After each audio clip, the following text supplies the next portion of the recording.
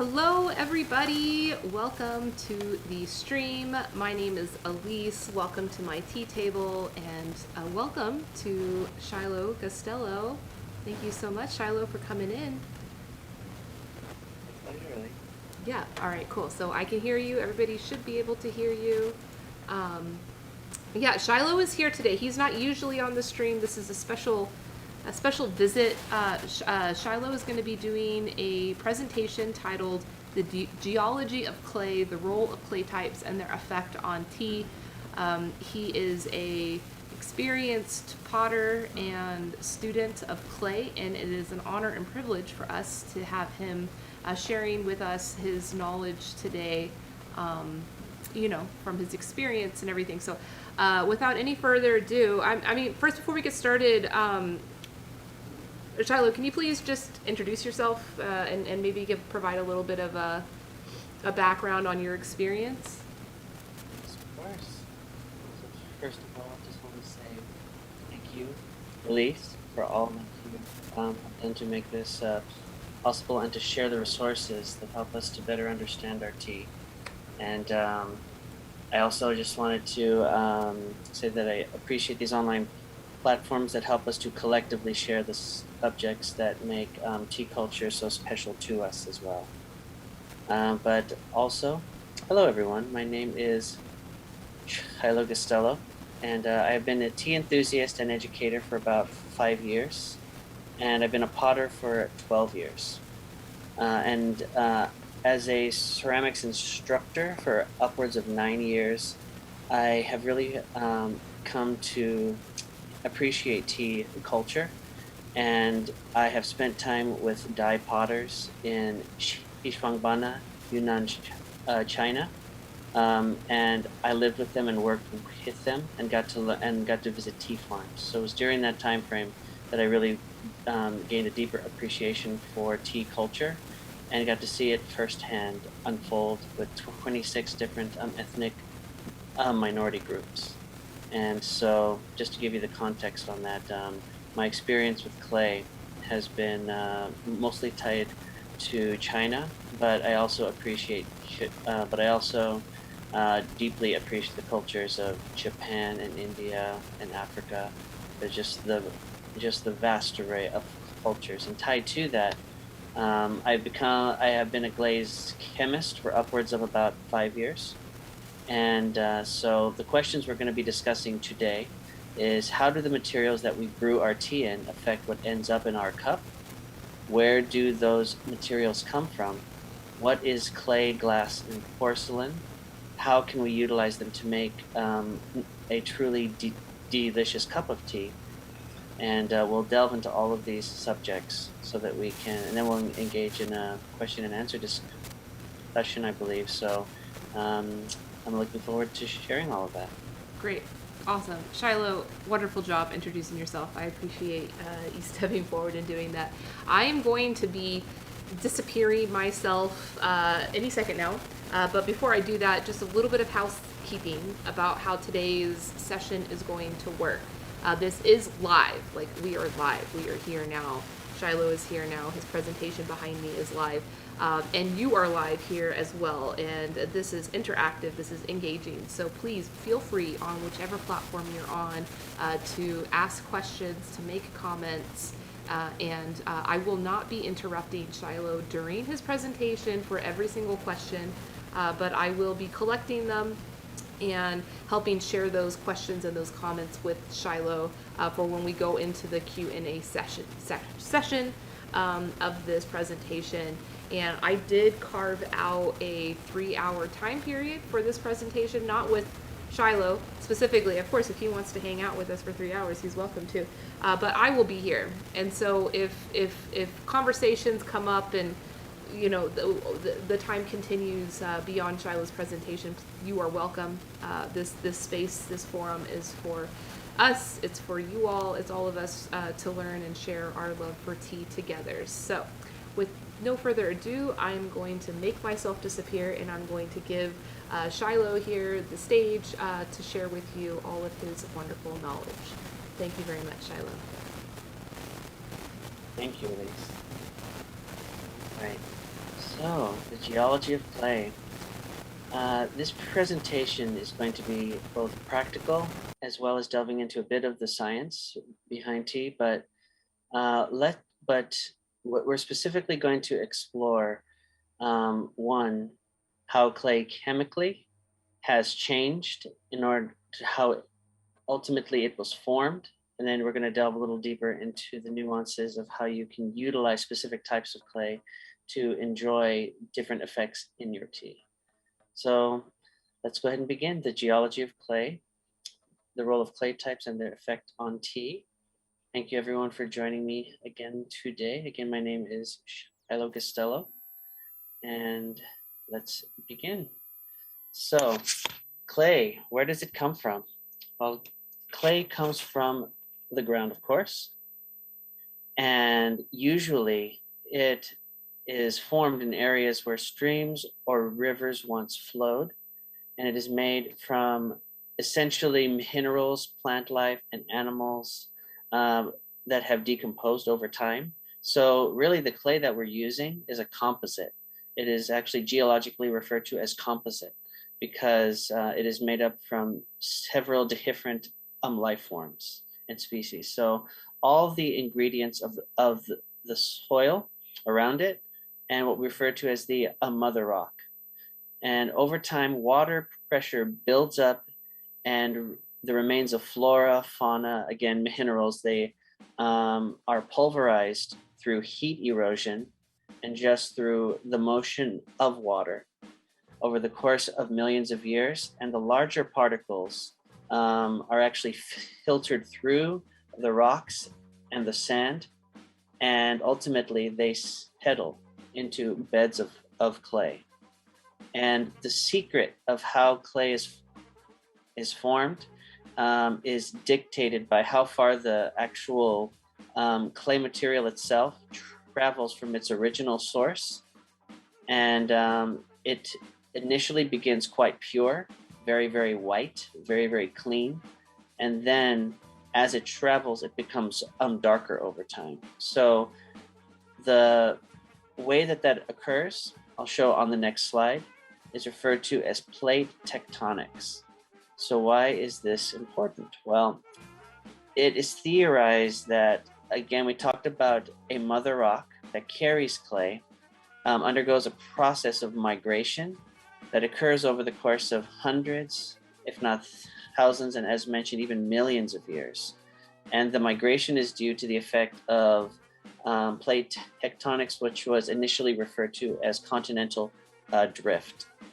And this actual term refers to the fact that the Earth's outer shell is divided into several plates that glide over a mantle. And the rocky inner layer above the core of the planet. So plate tectonics cause the Earth to move large sources of clay from their original source.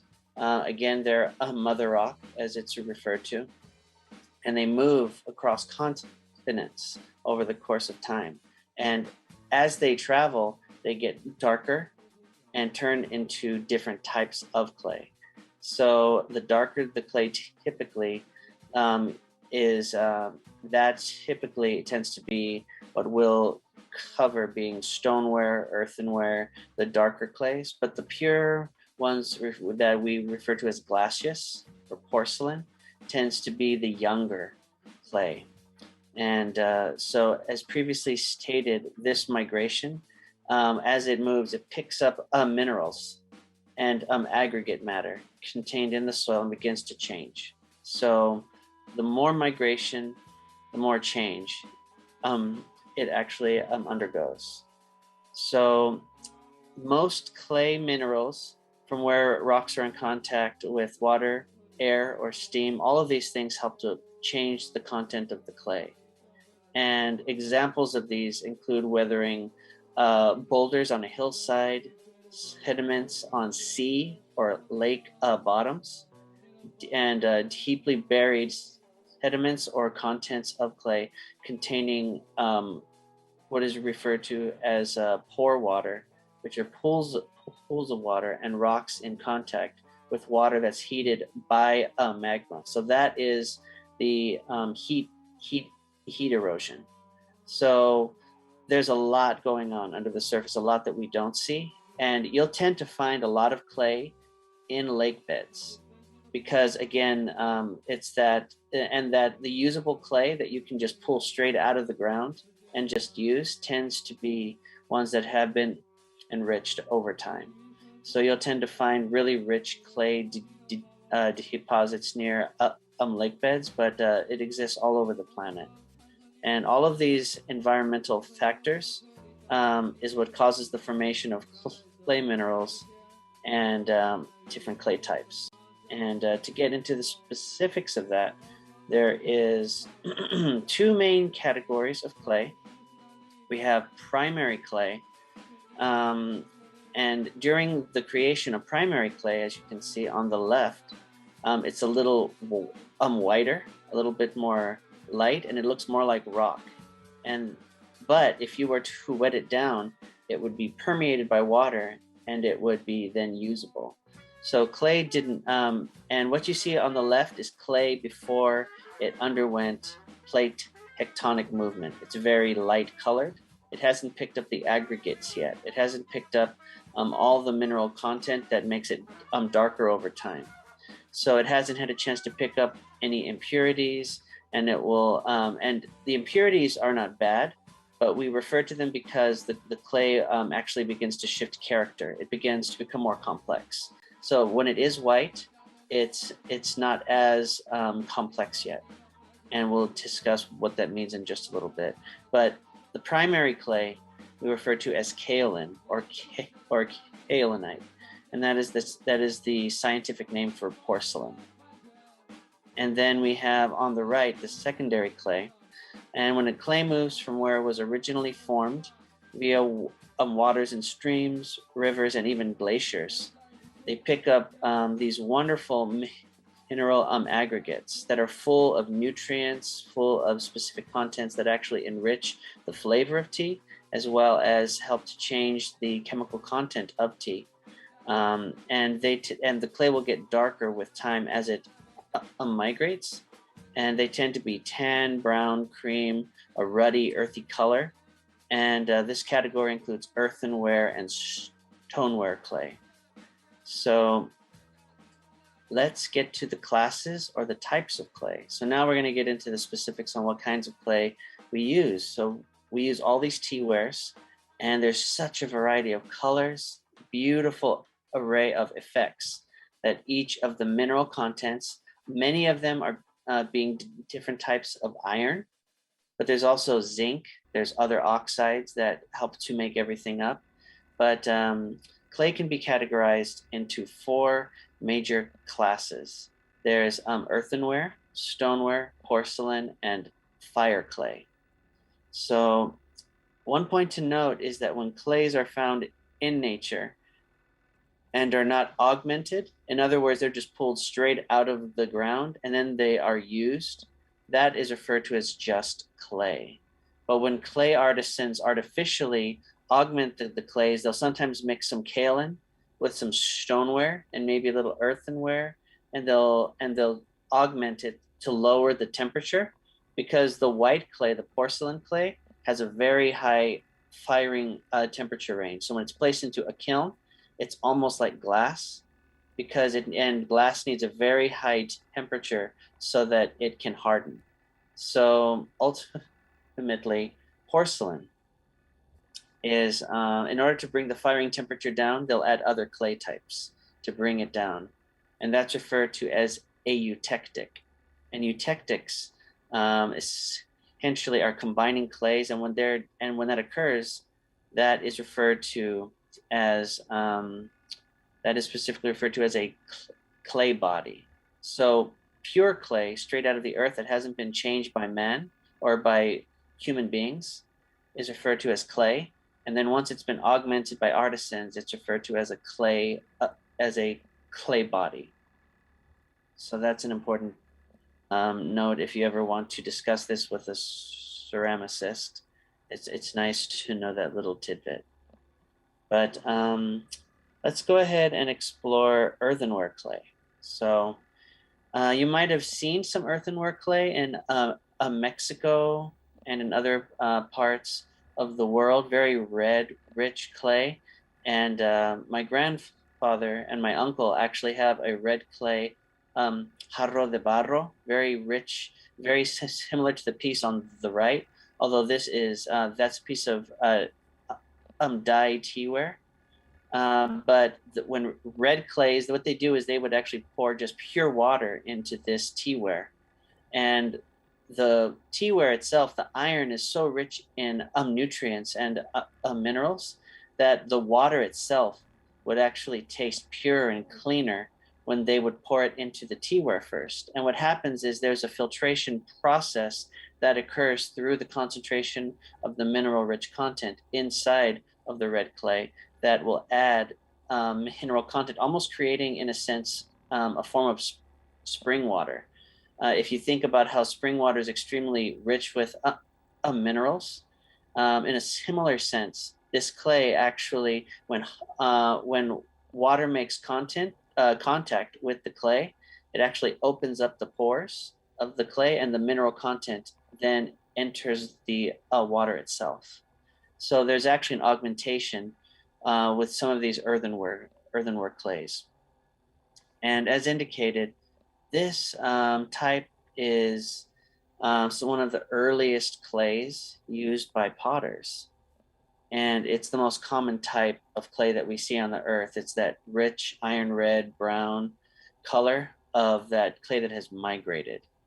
And so, again, it contains those higher amounts of iron and what we refer to as mineral. And I don't like to refer to them as impurities, but let's just think of it as mineral complexity. I like to use that term better. So now that they're full of mineral complexity, it causes them to reach, and then you fire them to optimum hardness. The temperature is between 1745 Fahrenheit or 952 degrees Celsius to around 2100 degrees Fahrenheit or 1149 Celsius. And we refer to these as low fire teawares. And so and the reason why we keep the temperature lower is it helps the pores to stay open. And so it lets the mineral content exit the clay itself. If we fired it higher, the clay would probably melt. But even if it could stand the higher temperatures, it would seal or vitrify the clay. So we don't want to fire it too high. We want it to remain softer. So that way the mineral content from the clay can stay alive and active, and the pores can release the mineral content into the water. And you see the Yixing teaware falls under this category. And you can also see that this beautiful rich clay, it's spread out across numerous cultures all over the planet. So earthenware is, as indicated before, it's a secondary clay. It has been transported by moving water some distance. And again, a lot of these are found in riverbeds. And because of its mineral complexity, earthenware, again, loves to be fired to lower temperatures, and it makes wonderful teaware. And you'll find that there's a lot of it in China and Yixing teawares. In Yixing, you'll find many mines where this clay can be located, and they're so protected that the government won't allow potters to go in and to dig in a few of these mines. You have to get government clearance because they're so well loved, and they're allotted to potters who have been approved by the government. So again, these types of teawares, very rich in mineral content. And if you can get a hold of a real Yixing teaware, it's a wonderful way to enjoy your tea. And we'll talk about how that affects your tea in just a bit. But in the meantime, we can move on to our next category, which is stoneware clay. And due to the durability of this type of clay, it's called stone for a reason. It tends to fire at a higher temperature range, and it has historically been used for functional wares, not just teawares, but plates, cups, bowls, and also crocks and jugs and dinnerware. So it's important to note that stoneware clay typically can include some kaolin or porcelain content, and that adds additional density, since porcelain, after it's fired, can be extremely hard. And when kaolin is present in the stoneware clay in larger amounts, we actually refer to that as a porcelaneous stoneware. And you can see that the middle one of the imagery right there is actually a stoneware tea set, and that has been wood fired. And so the wood fire actually deposits ash onto the teaware, and the ash can also contain various mineral contents. So you can actually add additional mineral content via the glaze that the ash, which essentially is picked up from the wood itself, and the heat in conjunction with the air pressure inside the kiln picks the ash up and carries it through the body of the kiln and essentially paints the sides of the pottery with this ash. And when it cools down, you get this beautiful combination of reds and browns. So not only do you have the content of the clay, but now the content of the wood ash, the glaze made completely by nature and kind of curated by people to make wonderful teaware. So stoneware clay is very sturdy and it doesn't warp as easily, but still remains porous to a degree. And stoneware is excellent for teaware because of this. And the firing range for stoneware clay actually varies in temperature. It has a firing range from roughly 200, 1067 Fahrenheit, to about 2345 Fahrenheit. And that's roughly 1186 Celsius to 1285 Celsius. So again, it varies in colors, including black, brown, red, gray, and tan. And it includes some Yixing teaware, such as Chaozhou. Teawares are actually fired at this temperature. And we'll see a little bit more of that and how it affects your tea in just a bit. But stoneware is one of the most typical pieces of pottery that you'll see in dinnerwares around the world, because they are dense and extremely strong, but they're excellent for tea as well. Now we're to our third out of four here, the kaolin, also known as porcelain. And due to what we refer to as mineral purity, it lacks the complexity of other mineral types. Typically, it is used for making what you might see it for fine china. And kaolin is referred to as primary clay because it is found very near to the original source, that mother rock. And it hasn't migrated from that original rock source that far yet. So what happens is sometimes they can be quite old, but they just haven't migrated for whatever reason. There hasn't been a water source. They haven't had a chance to, the tectonic plates haven't caused them to migrate that far. And so typically they are not darker in color. They're very, very light. And the piece on the right is referred to as dehua, a mutton fat jade porcelain. And jade porcelain is referred to as such because when the actual piece is fired, it is so minerally pure, and it contains almost purely kaolin that it almost turns to glass, and it's almost fully transparent, but it's completely color translucent. So you can see the tea leaves in there, and you can see everything else that's inside of the Gaiwan, including your tea. So kaolin or porcelain is known for its ability to maintain this luminescence of effect.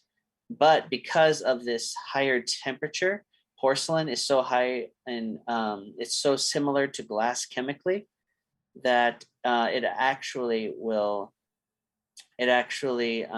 is no longer porous.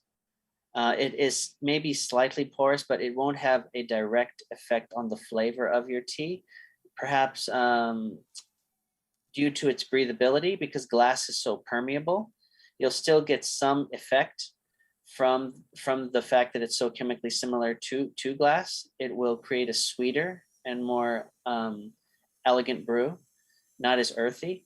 But other than that, it's a very pure, non-porous. In other words, it's almost, if not completely, sealed.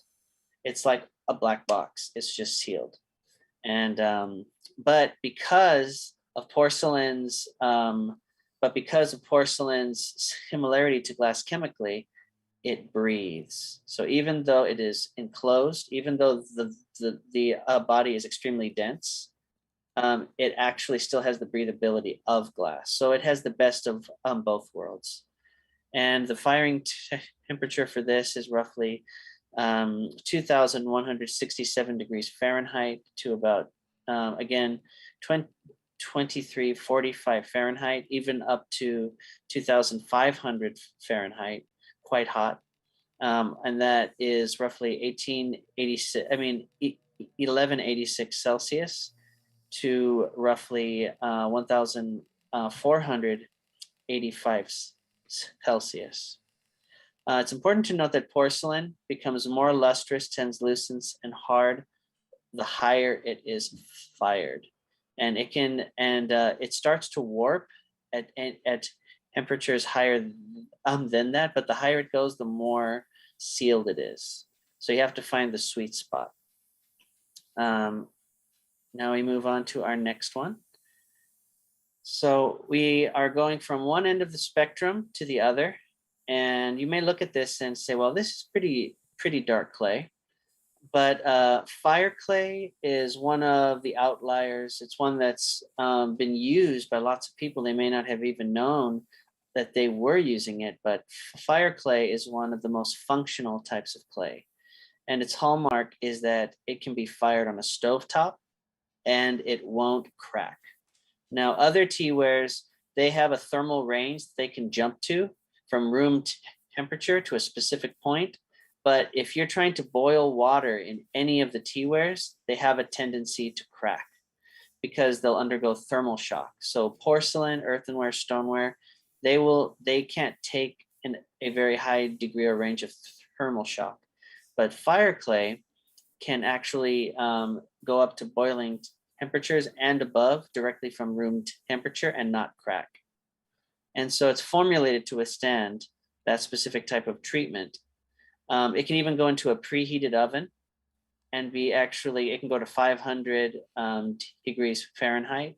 And because of that, of its increased heat durability, it is often used for making water kettles. So the water kettles, as you can see on the screen there, you pour the water in there and then hot water is poured into it, and the heat from the water extracts the mineral content from the teawares and creates a water that is more mineral rich. And the mineral rich water tends to make wonderful tea. So Chaozhou kettles are famous for this, and they are amongst one of my favorites because they make your water taste amazing. All by itself, the water is a little pure, a little bit more sweet, and tends to have a nice, even rounded feeling, even thicker in the mouth. It's extremely good. And again, fire clay actually matures at about 2,700 degrees Fahrenheit, so much higher than the other clays. And that's about 1482 Celsius. And the interesting thing is that it includes light brown, red, gray, off-white, and white. And some ceramic vessels that fall into this category, again, include water kettles. And some Japanese teapots actually are made with this as well. And several potters, if you can get a hold of a teapot made with this clay, with fire clay, it's usually a wonderful companion. It's not only for water, but it makes delicious tea as well. So if you can get a hold of a fire clay teapot, it is a gem for brewing. But if you can get a hold of it for water as a water kettle as well, it's a wonderful companion to your tea time. But Now that we've discussed the different types, let's actually delve a little deeper here into the chemistry of tea. And so what you see on the left is what we see. Just we see little pocks and little pores on our clay vessels, and you can probably see those if you look really close. Ising teawares, dyed teaware, there tends to be little pores on the surface of your pot that looks like when you get goosebumps on your skin, and those little marks actually are an indication that that clay is alive. So what does that mean? Well, it is alive in the sense that those little particles, those particulates of clay, when hot water makes contact with the fired clay, those pores present within the particles actually expand as hot water integrates with them. And that expansion allows the clay to absorb the flavors and the scents of the tea and the water that is placed into them. And depending on the degree of porosity or absorbency, these low fire to mid fire clays tend to be the most porous or absorbent and give back the most flavor over time. So the larger the pores, the more you're going to see, you tend to see a return on flavor. So flavor is actually extracted into the pores of the clay, and over time, after absorbing that that flavor and the scents, eventually it's going to increase the flavor content and the mineral content of each cup of tea that you have. So, so in other words, the lower temperatures of these kiln-fired pieces, there has been less heat work applied, and so they're not necessarily fully matured. And what that means is that that mineral content is kept alive. If you fire the clay too high, it seals those pores. So they're fired a little lower. And because of that, the clay still is absorbent and still can deposit mineral content and absorb the flavor. So it's a two-way street, if you can think about it. Those pores are depositing and absorbing minerals. And so that back and forth is what, over the course of 10, 20 plus years, if that teapot's being used, the flavor of any tea brewed in there is going to be increased several fold. So when mineral content is higher, these minerals can again interact with your tea. And there are several unique effects that occur because of the interaction.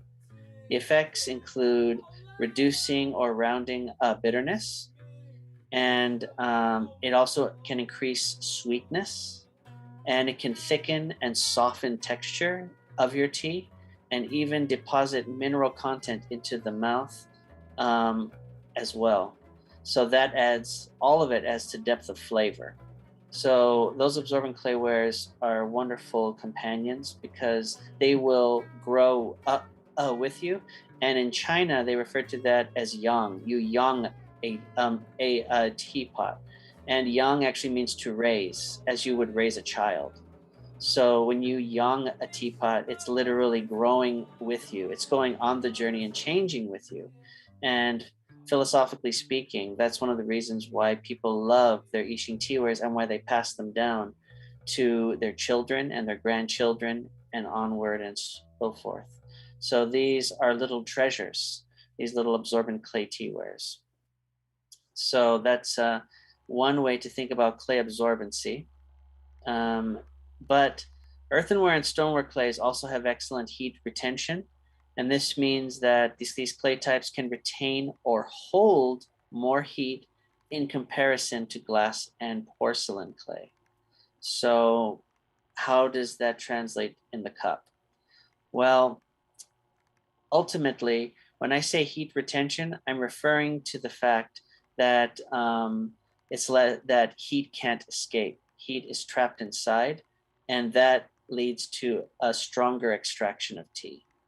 And so this may seem contradictory at first if you think about it. You say glass and porcelain are actually, aren't they harder chemically speaking? And isn't clay softer? So wouldn't the harder one hold more heat? Well, this may seem contradictory at first, but if you think about it, glass and porcelain are more chemically sealed or solid, but they're more similar to glass, which means that they are air permeable. So they actually breathe better than clay. And that's the interesting thing is it is true that glass and porcelain have a more dense or tightly compressed particulate. Their glacious structure causes them to become thin and permeable to evaporated matter, to steam and to heat and to air. So that can escape through that specific filter. And this quality allows heat to escape more rapidly, which is ideal for more delicate teas that require less heat retention, such as scented white and green teas, and bud-rich teas that become bitter more easily. So porcelain and glass tend to be quite good for those lighter teas that require a softer touch because they breathe a little bit more. They have that permeable particulate. So it's important to note that the specific level of chemical density within the earthenware clay and stoneware clay seems to more actively retain evaporated heat and steam as compared to the more glacious intensity of porcelain and clay. And so on that note too, it is equally important to note that the higher the temperature or heat within a vessel, the more flavor and chemical content will be extracted from the teas.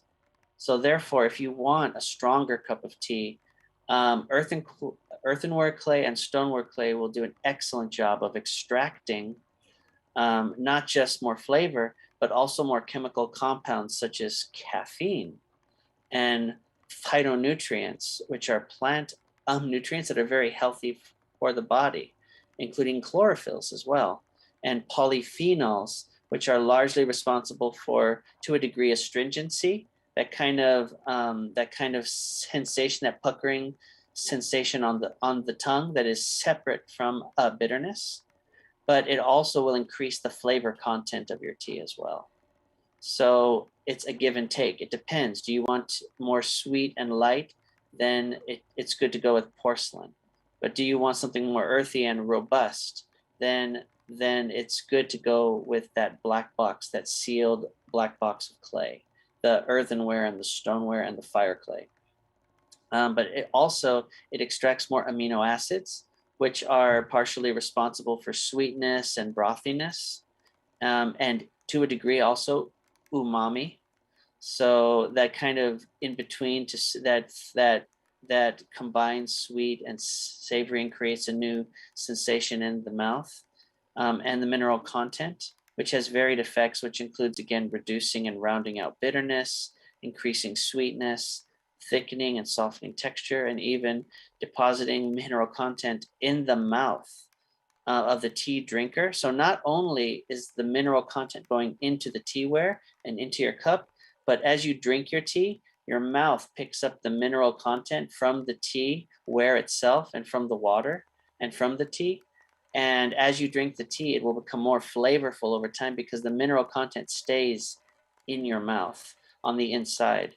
And so you can drink seltzer water to break it up and to kind of reset the mineral content in your mouth. But if you're just drinking regular water, and the mineral content from tea will actually build up in your mouth, and the flavor will get stronger over time. So when you have a tea session for like 15 minutes, half an hour, every cup will be more flavorful because the mineral content is building up in your mouth as well. So to state it succinctly, heat retention and the clay type matter absolutely. If you use clay, you'll tend to get you'll tend to get more of a direct effect in your cup. With porcelain and glass, it takes a little more time for it to build up because the mineral content isn't directly in the porcelain, but it will build up in your mouth. And because of that, you'll get a gentler, more ethereal, more elegant buildup of flavor with time. So again, you can curate your tea experience and also the mineral content that is good for your body. You can think of this as plant wisdom, that the mineral content from these plants that help to inform you, that help you to feel healthier. All of those things, that age old wisdom is built up over time. When you drink, it allows you to enjoy it more purely when it's extracted with these deeper, darker clays. Um, and for the time being, I just wanted to show you this diagram here as well, or rather this collection of images. On the left, you see there's different types of Ishin clay. There's Zini, Duanni, Qing Xinhui, and then there's Shi Huang and Zhuni. All of these different types, before and after, they all have their own unique chemical compounds, and it changes the color. And each of them will have a different effect on the tea that you enjoy. So the world really is your oyster in a sense when it comes to tea. And it is a beautiful reminder of all of the plant wisdom that we talked about, but also the clay wisdom, the geological wisdom of what we can enjoy. And it can bring great joy to us, as well as help us to enjoy the healthy benefits of tea as well. So all those wonderful amino acids, all those wonderful phytonutrients, they can be increased based on the teaware that we have. So it's just a wonderful reminder of all that we have available to us. And now the question is, what will we do with it? And that much is up to you, my friends. So, and with that, we come to our close. Thank you for your time, and feel free to watch this back to get some reminders, but enjoy your tea journeys, and thank you for your attention this afternoon/evening. Wow, thank you so much. Oh, you got your references as well. Thank you. Um, Shiloh, that was awesome. That was so good. We have some questions here, so I'm gonna share those with you. Great. All right, so I'll start with the Twitch questions. Having Tea, thank you so much for being here with us, hanging out with us today. Having Tea says, is there a color clay better for particular teas? Mm. The interesting thing is I would go by the culture that is making it, because when it comes to color, the darker the color of the clay, it tends to have more mineral content. The lighter the color, the more closer it is to stoneware and porcelaneous stoneware. And so the darker the color, usually the higher the iron content. And I tend to find that the mineral content is more apparent. I've tried even black clays, and those make excellent tea. So the darker the clay gets, the more you tend to see a valuable or more a more obvious shift in the cup. So that has been my experience, is look for the darker color, and you'll tend to see that. And it will continue, the clay will actually continue to darken over time. It'll get stained. So if you can find one that has been used, a used Ishin teaware too, or like a used clay teapot, it could also be the tea has stained it over time. But regardless, the darker color tends to produce a more rich and robust flavor because of the varied mineral contents of the mineral complexity that it's picked up during the plate tectonic movement and that kind of continental drift. I'm going to throw a question in there related to this. So what you're saying is that color can matter. Well, the clay matters basically, but color can be associated with that. So with that in mind, is there use of like dyes and chemicals to kind of counterfeit something that's more desirable in the market? Mm. That is an excellent question, because yes, that absolutely does occur. And what a lot of people do is, before the clay is fired, they will take a very fine wash, a very fine slip, which is like a liquid clay. They will water down this very expensive clay body, and they will paint it onto the surface of a cheaper, or more or a less chemically complex clay, like a porcelaneous stoneware, and it will be actually very dark on the outside. But if you look on the inside, they'll actually paint it on the inside as well, and they'll paint it on the outside. And because of that, you'll only get minimal mineral content that you would have gotten otherwise, because it's not the entire teapot. It's only on the surface of the inside and the outside. And the best way that you can tell whether or not that is the case is to turn the pot over and to look at the foot. And if the color is lighter on the foot, because the foot makes contact with the shelf, and if it tends to be a little lighter in color, um, you can't hide the color of the clay at the bottom. And sometimes when you look at the lid of the teapot, you'll actually see a shift in color. And sometimes that's an indication that they painted it onto the surface, and and it's not made purely of that type of clay. But that's not to be confused with, say, like Jinhae Gong teawares, clays that are mixed. You can mix 3 different types of Ishin clays. Some people don't like that. They say that changes the chemical purity of the Ishin clays. But really, all that is, in my experience, is an increase of the mineral content, and it's a different curation, if you will. I personally have a Jinhae Gong teapot that is made of 3 different Ishin clays, and it's one of the best that I use. But so talk to the person that you are getting the teawares from, and if you trust them, I actually ran into one of these fake Ishin teawares that were just painted on the surface, Mm-hmm. and I was told by the seller that it was just painted on.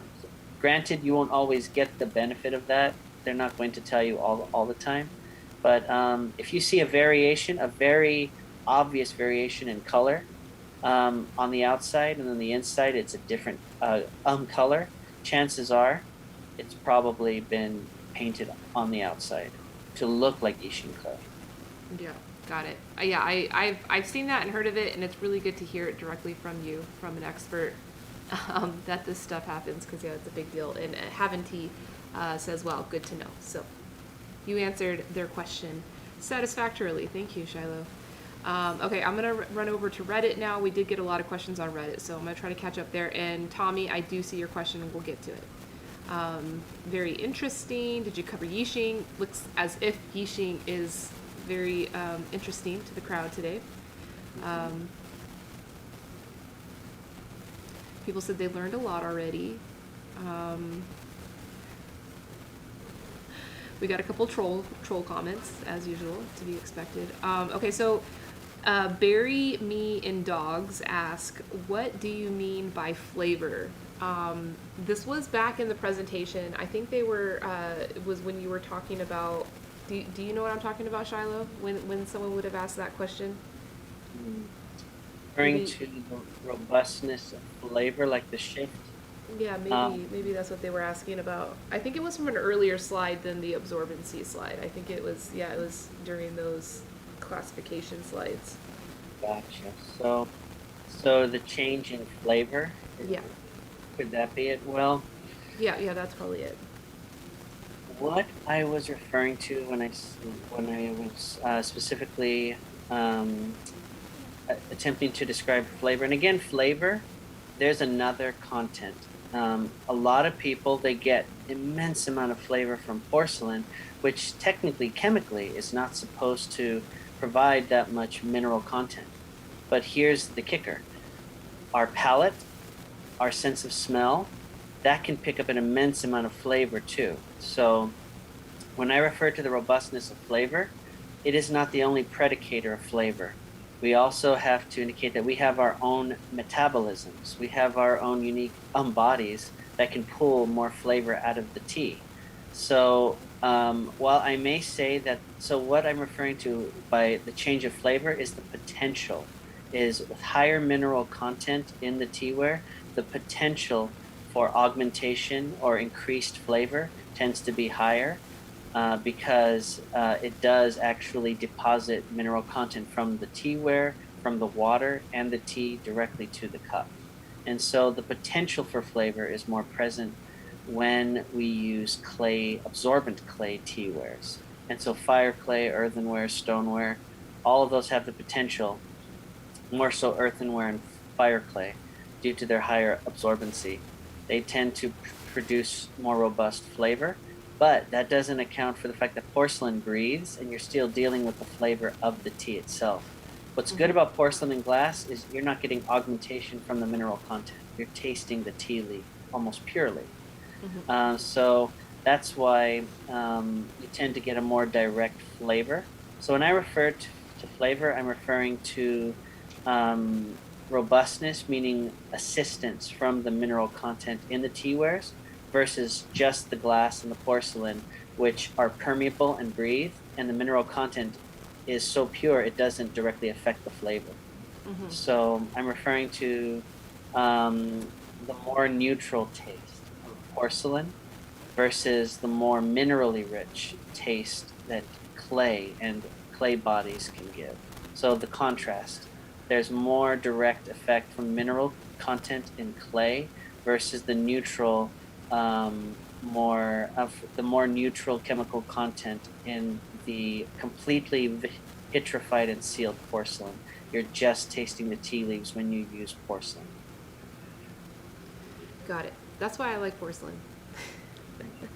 My quintessential tea brewing vessel here is just a porcelain guy one.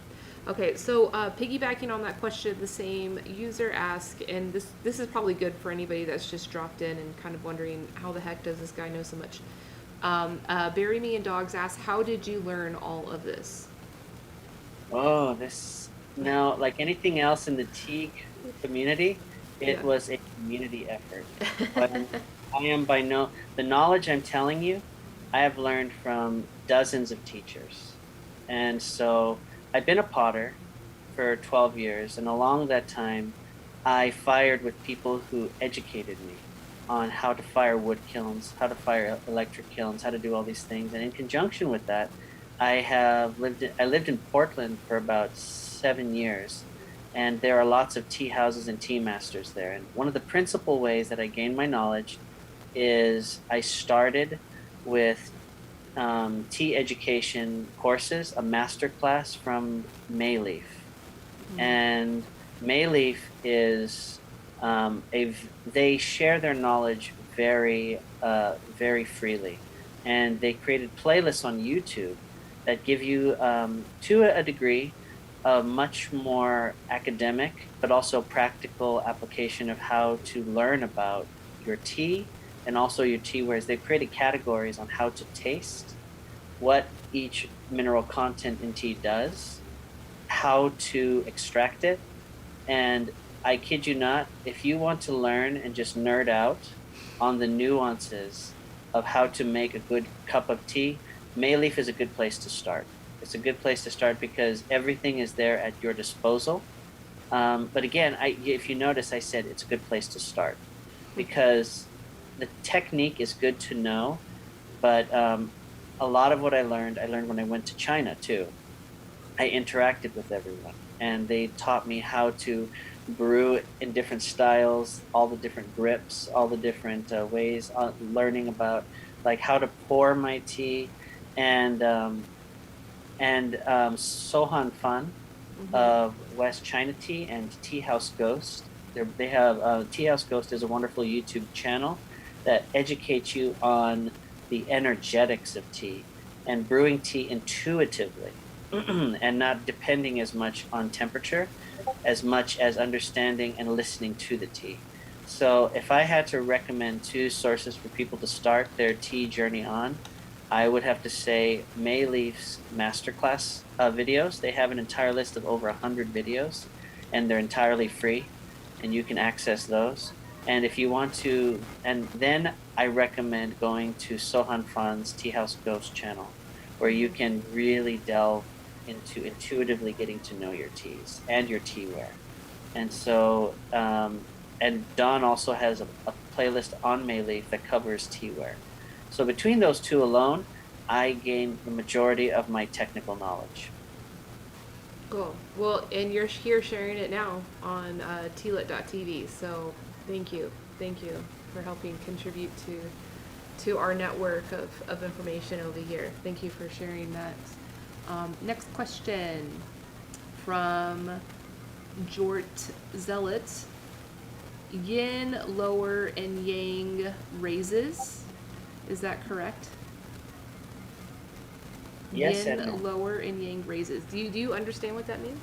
Yes, Okay. yin meaning like yin and yang. Yin being like the female or the softer energetics, and yang being like the male or the heavier energetics. So here we're referring to the energetics of tea as well. We're dealing more so now with Chinese medicine. And I'm not an expert on that by any means, but I have worked with Ray of Grass People Tree, and she specifically discussed these nuances. And one thing that I've learned is that yin raises in the sense that it tends to lift the energetics of the body. There's tea that's more yin, tea that's a little bit more spring, a little bit more summer, and they tend to enliven the body, give you a little bit more energy. And although I will say that yin can also be extremely soft and very quieting. And the reason why that is that we each have our own unique bodies. There are men who are more yin and men who are more yang. There are women who are more yin and women who are more yang. Our metabolisms, we tend to run hotter or colder. And so because of that, yin can both rise and fall. It can be both. But so I will say it depends on the person. It depends on their own metabolism, their own constitution, yin energetics, the ability to increase energy and to give you sustained energy can be dependent on your body. So as much as yin does have a tendency to rise and yang has a tendency to fall, I would say test your tea out and find which teas do that for you personally, because you can't go by any labels, you can't go by tea sourcers. And when it comes right down to it, they can give you a general readout of what a tea will do if it's more yin or more yang, but you'll know the difference when you taste it in the cup and how your unique body reacts to it. I have known some who had Japanese teas, like a sencha, like a nice steamed one, and their energetics went through the roof, and some that they drank it and they just crashed. Mm-hmm. So you can't go by labels. You have to test it out on your unique body. Then you can confirm what is more yin and yang for you personally. Mm-hmm. Great. Awesome answer. Thank you for that. Okay, so we've completed all of the Reddit questions for now, but more questions are welcome if y'all are feeling so compelled. I'm gonna go back to Twitch, and before I get to the next question by Tommy, Haven T is interested in reaching you professionally. Shiloh, do you consent to me sharing your email address? Sure, I wouldn't mind that at all. Okay, cool. I'll do that. So yeah, Haven T, I will share his email address and you can reach him. But he's also on Instagram. I think that's probably where you're the Precisely. most active, right? Instagram, I check my email less often, like maybe once every day, every other day, as opposed to my Instagram. I check those messages and I tend to respond to those sooner than excuse me, than I do via email. Okay. But email's more professional, so I'm good. We can go with email. I But I respond did to I did just put your IG handle, so okay. you can find him on Instagram. Did it go? I don't know if it went. Yeah, no problem. I'm happy to respond to either. Cool. And I'll share that with Reddit as well. So because if you all Reddit users, Shiloh, are you using Reddit? Do you use Reddit? I don't. I refer to it every now and then as needed, but Mm-hmm. I don't. But I'm not. But I don't have a subscription to Reddit. The T Reddit, I'll go on if I'm recommended an article, or like a feed, with like Yeah. information. Yeah. But I'm not a user per se. Okay.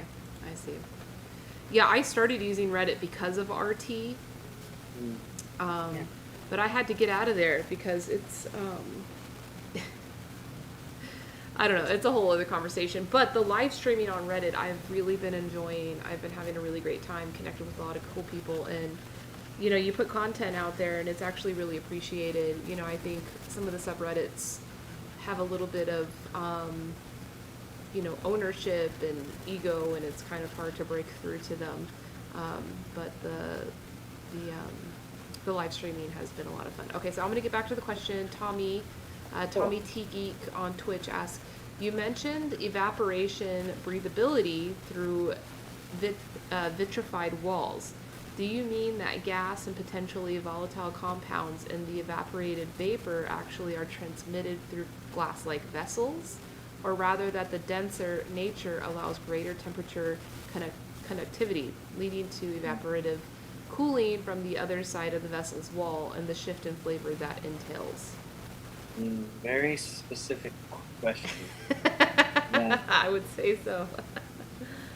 In a sense, I'd say test out your vessel, because there's many different types of porcelain. There's many types. There's De Hua, there's Jing De Jian, there's and also there's like American porcelain too, that is a composite of different types of kaolin. There's also paste porcelains that you pour into molds, and then you fire those, and each of them will have their own level of heat retention. But what I will say is that evaporated gases, evaporated volatiles themselves, they are maintained to a degree inside of the vessel. Obviously, it still holds scent. It still holds, porcelain, there's still a lot of scent that's captured on there. So you'd think that would just escape. But the good thing about it is there's just enough density in the porcelain to maintain the heavier volatile notes. So like those volatile, or I should say aromatic notes. So scent is still maintained extremely well. And because of that, that contributes to the flavor. So I think the gases are maintained. The aromatic compounds are still maintained inside because they're heavier. You'll tend to find that tends to retain inside of the tea vessel, but it's the heat specifically is what is escaping. So it's the heat. The heat isn't as retained as with clay. So heat is what escapes. The gases, the compounds, the aromatics, those are what are maintained. And those escape more so into the porcelain itself, into the actual wall of the porcelain. And then from there, the heat kind of then transmits to the outside of the porcelain wall. So I found that it's heat that escapes, not the flavor, not the gaseous aromatic compounds. Those tend to remain, but it's the heat that specifically escapes or is evaporated or transmitted to the body of the porcelain and then escapes through the exterior over time. Great. Awesome, Shiloh. Yeah, Tommy says that's what I thought. Thank you. Bury Me in Dogs, you're still here. Awesome. Good to see you. Thank you for hanging out. My name is Elise. I know you're curious about who the lady underneath is. That's me. My name is Elise, or Peace Elise. So this is my channel. This is my account. I have my friend Shiloh here. He is a clay expert and been sharing some very awesome knowledge with us. So this is a great fortune and pleasure, fortune to have Shiloh here. So this presentation, it's live. We're watching it live right now. Like, ask a question. You want Shiloh to pat his head? We could ask him nicely. Maybe he'll do it. But that's funny. People do that on these live streams all the time. People are like, "This is not really live. This is too." Oh, there he goes. I'm here. I'm here. Oh, Bury Me in Dogs says, "Oh, cool, loving it. Good, awesome. We love you too. We love you too, Buried in Dogs." So I run this channel. I am actually running a software company called Tealet. It is a B2B marketplace for independent tea growers to facilitate direct trade with tea business buyers around the world. I do sell retail, but that's not at all what my business is about, so don't worry. I'm not trying to sell y'all tea. I am trying to educate y'all, though. I am trying to introduce y'all to the beauty, the mindfulness, the incredible nature that the tea lifestyle has to offer. And so I stream daily from the tea table. It's really fun, casual, but can be quite educational sometimes. And today is a very special presentation. I don't know, Shiloh, so that's a question I've got for you. Like, as an educator and as like a cultural influencer within the tea community here in the States and internationally, like what is it that motivates you of doing this work, and like what is your end goal in doing this work? Ah, yes. Very good questions, and one that's good for us to ask ourselves, actually. If we have any level of, and I don't like, in China, they will often say um, that, excuse me, they'll often say that influence is multifaceted.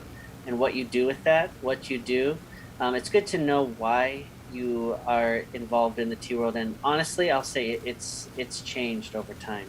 Being an academic, I wanted to teach, I wanted to instruct, but as it was with anything else, I was greatly with a level of that, you realize that you start getting a little bit of a pumped up ego. You start to say, well, I know these things, this is the way it is.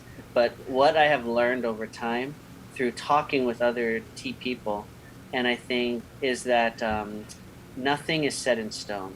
Nothing is set in stone when it comes to tea, and any knowledge that we have personally, it can change because of the nature of what people like, what people want, and also chemically, we haven't studied tea enough to really know what the compounds do in each individual person. So I've had my ego knocked down many, many, many times. And it's been good actually to remind me that as much as we can be an influencer, I think it's the master is simply the student that kept trying and never gave up.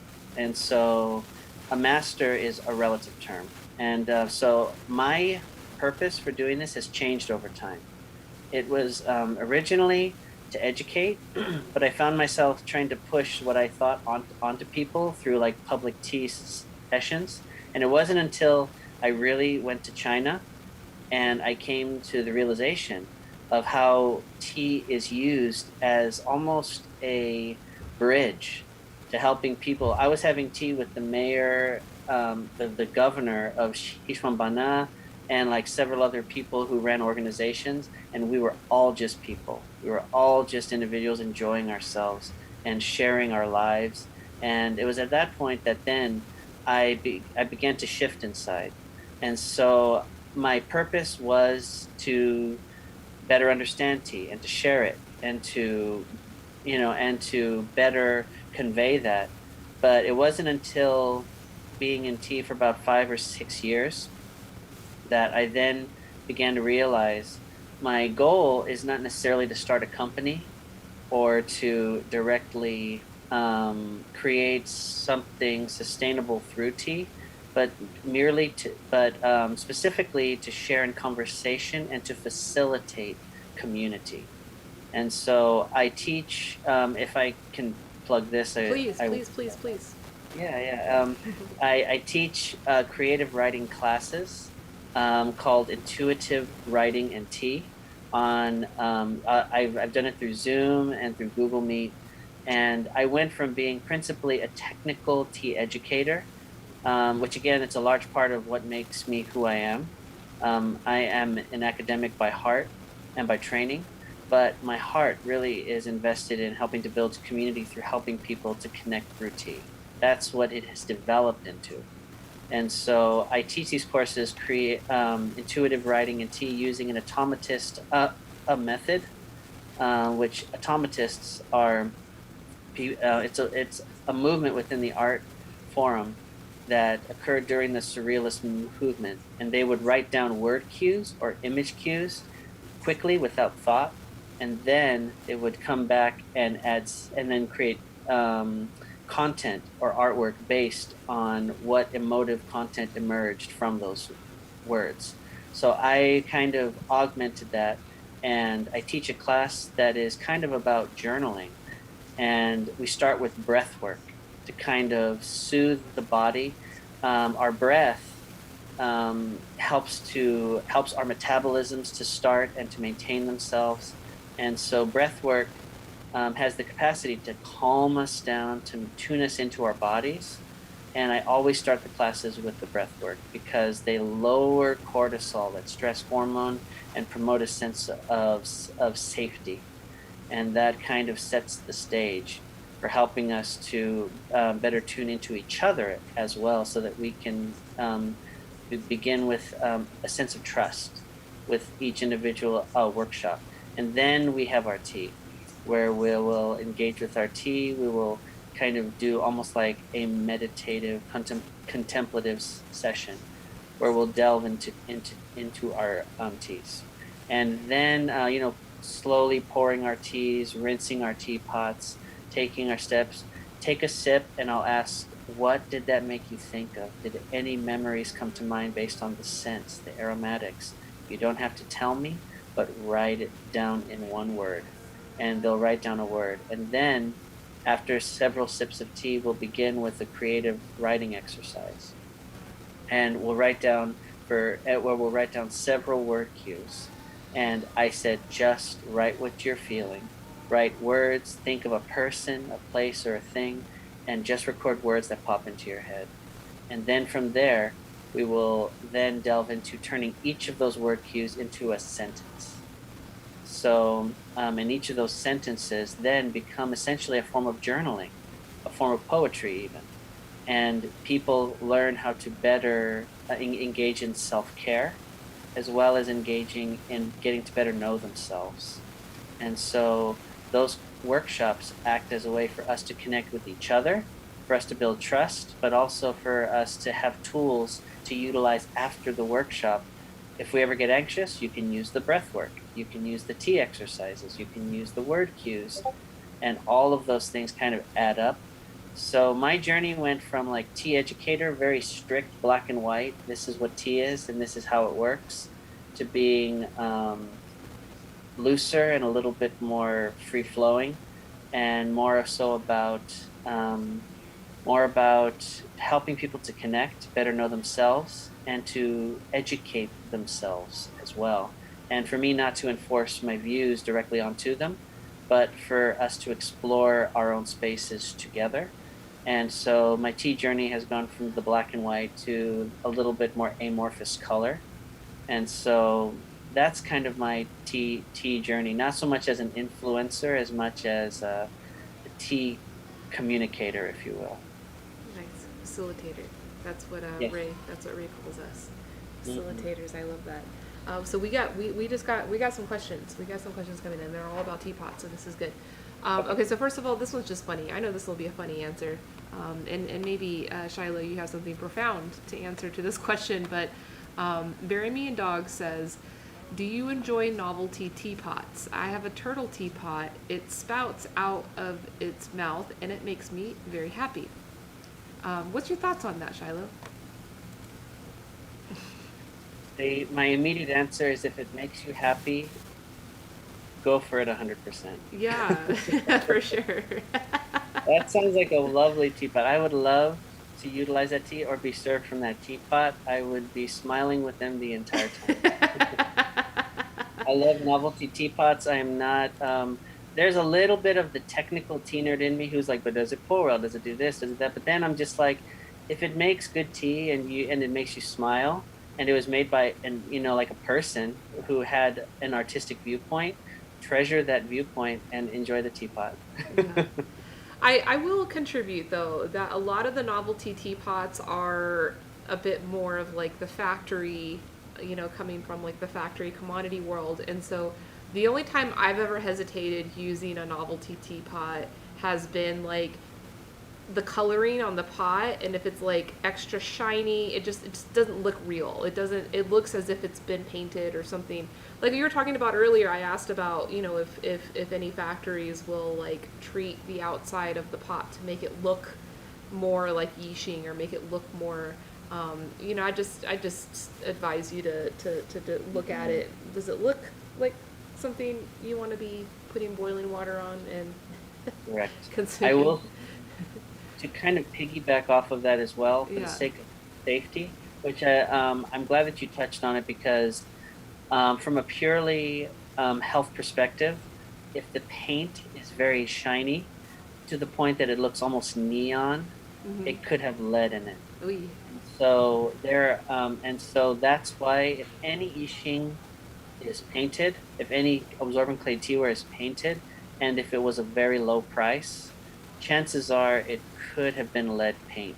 That's why you need to be cautious. Is what happens is even if the paint is on the outside, the water can extract through the wall to the front of the teapot, and you might get some lead poisoning. So if you see color, check with the seller, and if you trust them, and check with them. But I don't want to worry anybody. But I'm just saying is that again, like you said, there is an aesthetic tendency to try to emulate things, and the paints aren't always FDA approved, if you will, or maybe even Yeah. the USDA, like their form of it. Yeah. So I'll just say proceed with caution, and just check it and make sure. And this is the more technical part of myself. I'm indicating that. So just be cautious. Matte colors are usually the best way to go. Yeah. Now that's not to say I'm not referring to glazes. Glazes can be glossy. Glazes can cover the whole pot. This is a glaze. See how it's all blue and it's glossy. It's kind of matte here, colorful. I'm referring to Yixing clay teapots, absorbent clay, and then there's a splash of color on it. Mm-hmm. Those are the ones you got to be careful about, is specifically absorbent clay teapots that have bright colors on just part of them. Mm-hmm. Those are the ones that I found you have to be careful about, because those are the ones that tend to be copied and emulated and augmented Mm-hmm. the most, in Mm-hmm. my experience. Well, Bury Me in Dogs has confirmed that it's a very dark matte clay, and they think that it's handmade. Thumbs up. Good. Awesome. You scored a good teapot there. Yep. Okay, so Having Tea has another question, and this is good for like introductory tea lovers. Where would you have a beginner start with choosing a teapot for mineral effect? My teapot for mineral effect. If you want to start out, really good prices for excellent clay. I was referring to the Jin He Gong teapot. Jin He Gong, Jinheigan, and it's sometimes called a Jin Gong He. So it's just Jin Gang, Jin. Hold on, Gang, Jin He Gong, or Jin Gong He teapot from Yunnan Sourcing. That specific teapot, it's a mixture of three Yixing clays, and it is handmade by an artisan. She is a very skilled person, and Scott, the owner of the company, has been working with them for some time. So I think a nice mixed clay, you get the Yixing effect, but the price is upwards of $60, so it's more affordable. Mm-hmm. So those types of teapots from Yunnan Sourcing, they're dependable, and he does an immense amount of research on those, and the prices tend to be a little more reasonable. I find that the Jinhaegang teapots are an excellent place to start, and you can experience the Yixing effect. Granted, not as potent because it's not purely one Yixing clay, but it's still complex enough in the mineral content. So I'm trying to think. Also, Jeff at unity.store on Instagram, or just unity.store. He tends to get half handmade Yixing clay teapots. And whenever he does, those teapots work beautifully, and they're like $45, $60.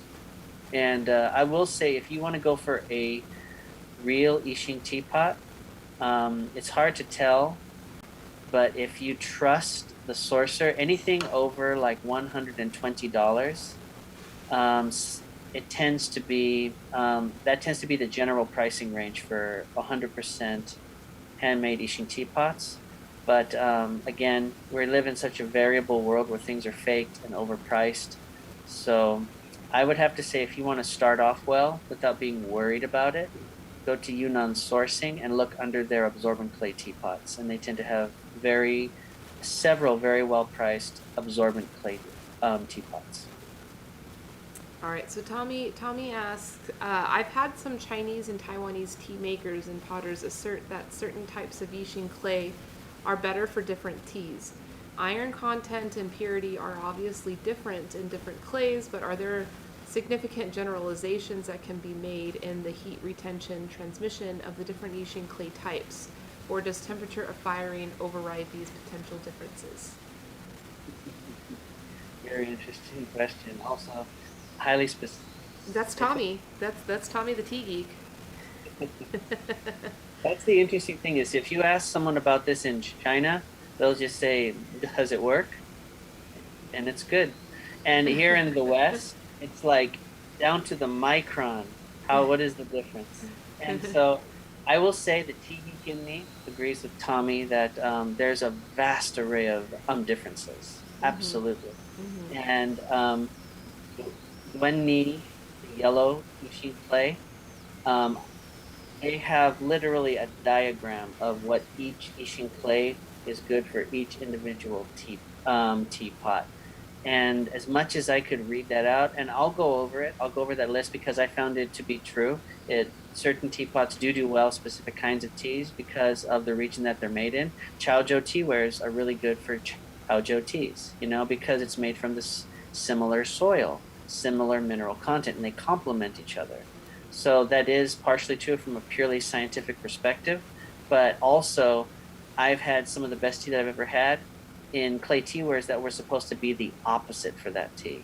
So again, use your taste when it comes to things like that. But if you want to buy certain teas that work well and complement the tea type, I found that sheng pu'ers tend to do very well in Juni clay and also Zisha clay, and shu pu'ers tend to get really brothy and dark and kind of bitter at times if they're brewed in like really dark teapots. They extract a lot. But if you use duenni, that yellow Ishin clay, and actually let me go to it here. You can see it on the screen. Duenni is even though it says Juni is the yellow one, if you look on the picture on the right, do you see that little duenni on the lower right picture? The little yellow teapot that's already fired? That kind of yellow clay on the lower right, the duenni, actually is really good for shu pu'ers. It tends to have a lighter taste, and it brings out the sweeter notes in shu pu'er. And also, I've actually made some rock oolong and other things, and it tends to bring out the sweeter notes in those teas. But I have a caveat. In conjunction with that, our metabolism, our unique body types, the way we taste teas is different. And so just like as with the yin and the yang, the higher and the lower energetics and flavors, our bodies and metabolisms can sometimes reverse those effects because we'll taste more earthy when it should be sweeter, or vice versa. So the caveat is your body may still not get what everyone else is telling you. Duanni only results in sweeter teas. It really is dependent on you, the person. So I can tell you though, personally for myself, Duanni is really good at making earthier teas sweeter. I've experienced that with several teas and tested it out with several tea friends. And when I was used to host education workshops before COVID, Duenni tended to produce a sweeter pot of tea with those earthier teas. So Zini, Juni, really good for Shupur and Shengpur, but the effect tends to be more of a balancing. You get a balance of both, but the Duenni tends to bring out the sweeter notes. And I could go on with the other types because there are many, many, many Ishin types. But if you really want to delve into it, Zisha is good for a balanced cup of tea, regardless if it's shu or sheng. And duanni is good for bringing out the sweeter or the higher notes. And the junyi tends to bring out the earthier and the deeper and the darker. But just be aware that your body might not respond to it like everybody else. So, but I have found those to be true, and it has a degree of truth based on my personal experience. Awesome. Hey, I've got a question. I was gifted a teapot by some friends years ago. It's unglazed on the inside. It's glazed on the outside, but it's unglazed on the inside. And when I asked the artist that got the pot for me, or got the pot for my friends that gifted it to me, I asked her how to treat the pot, like what I should do, because I thought it was unglazed, it's like yixing, but this was coming from Jingzhen. I don't know the exact clay, but it's from Jingzhen. It was thrown, and it's unglazed on the inside. And she had told me that it's not like yixing. Like, I don't need to season it. Like, I can brew any tea in it and it doesn't absorb. So, like, what makes that difference of different clays when they're unglazed, if they're going to be, is that just the porousness, or what makes that difference? Great question. And the teawares that I make fall into this category. Okay. So I have had experience with this exactly. And I refer to these as mid-fire to lower high-fire teapots. And mid-fire is because they're fired to the higher temperature that clay tends to be fired at is called cone 10. That's the ceramics term. And mid-fire is about cone 5. So mid-fire teawares, and also cone 6 is perfectly between high fire and mid-fire, which is where I operate. And cone 6 is that perfect blend of high fire and low fire temperatures, where the clay has been a little vitrified but is still a little absorbent. And because of that, it will not absorb flavors and aromas as quickly as other teawares. It'll actually take. You can brew multiple teas in it, and it will not overemphasize any specific note. Where if you start having one tea in it, and only that note is emphasized, in these mid-fire porcelains to high-fire porcelains, or even Jingdezhen clays that are stoneware, you'll actually see that the mid-fire clays can you can brew multiple teas in them, and it will create its own unique profile for flavors, and it will create a completely unique teapot that is capable of brewing multiple teas in it, and you'll never get any one note overemphasized. So Jingdezhen also deals in earthenware and stoneware, not just porcelain. It's not as much. It tends to be more on the porcelain end of things. But they have like mid-fire to lower high-fire stoneware clays too. And you'll also find that in cups. My favorite cup is actually a cup that is an iron-rich porcelaneous stoneware. And it is perfect. It is the best teacup for any tea. It works. It has the mineral content, and it also absorbs tea beautifully too. And I can brew any tea in it. And I found that my teawares that are cone 6, I have been brewing every tea under the sun, from like silver needle all the way to like shu pu'er and red teas, highly oxidized teas, and the flavor is wholly unique. I don't get any other flavor types than what I get with that teaware. And so the strength of those teapots is their ability to create unique flavor profiles and that no other teapot will have. And I like them because of that. And the secret of this is also Yixing teawares can do that too. People don't like to hear that. It tends to be a little controversial because they say you can only brew one type of tea in it. People do it all the time. They brew multiple teas in it, and guess what? It works there too.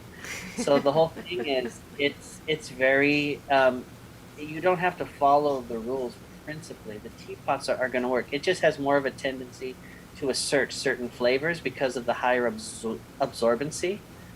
So, but you can still brew senchas and ishing. You can brew your shu pu'ers in them, and if the flavor's good, then that's the important thing. But if you don't want to risk it, you can get like a mid fire to low high fire Jing De Jian teapot like you, and those will handle multiple teas better. But there are no rules. There are no rules. There's only preferences and personal curation. So that would be my answer to that. Oh, that's great. Yeah, that's totally like a theme around this channel and the community is like um what's that? Like it's like dogma. It's like when someone becomes a teacher, and tea has been one of those cultural practices that when someone becomes a teacher, their value and their worth as a teacher is associated with the discipline that they teach, that like that there's some kind of dogma that like it's only relevant and it's only good if it's practiced this particular way. And I think that's where a lot of these rules have come in.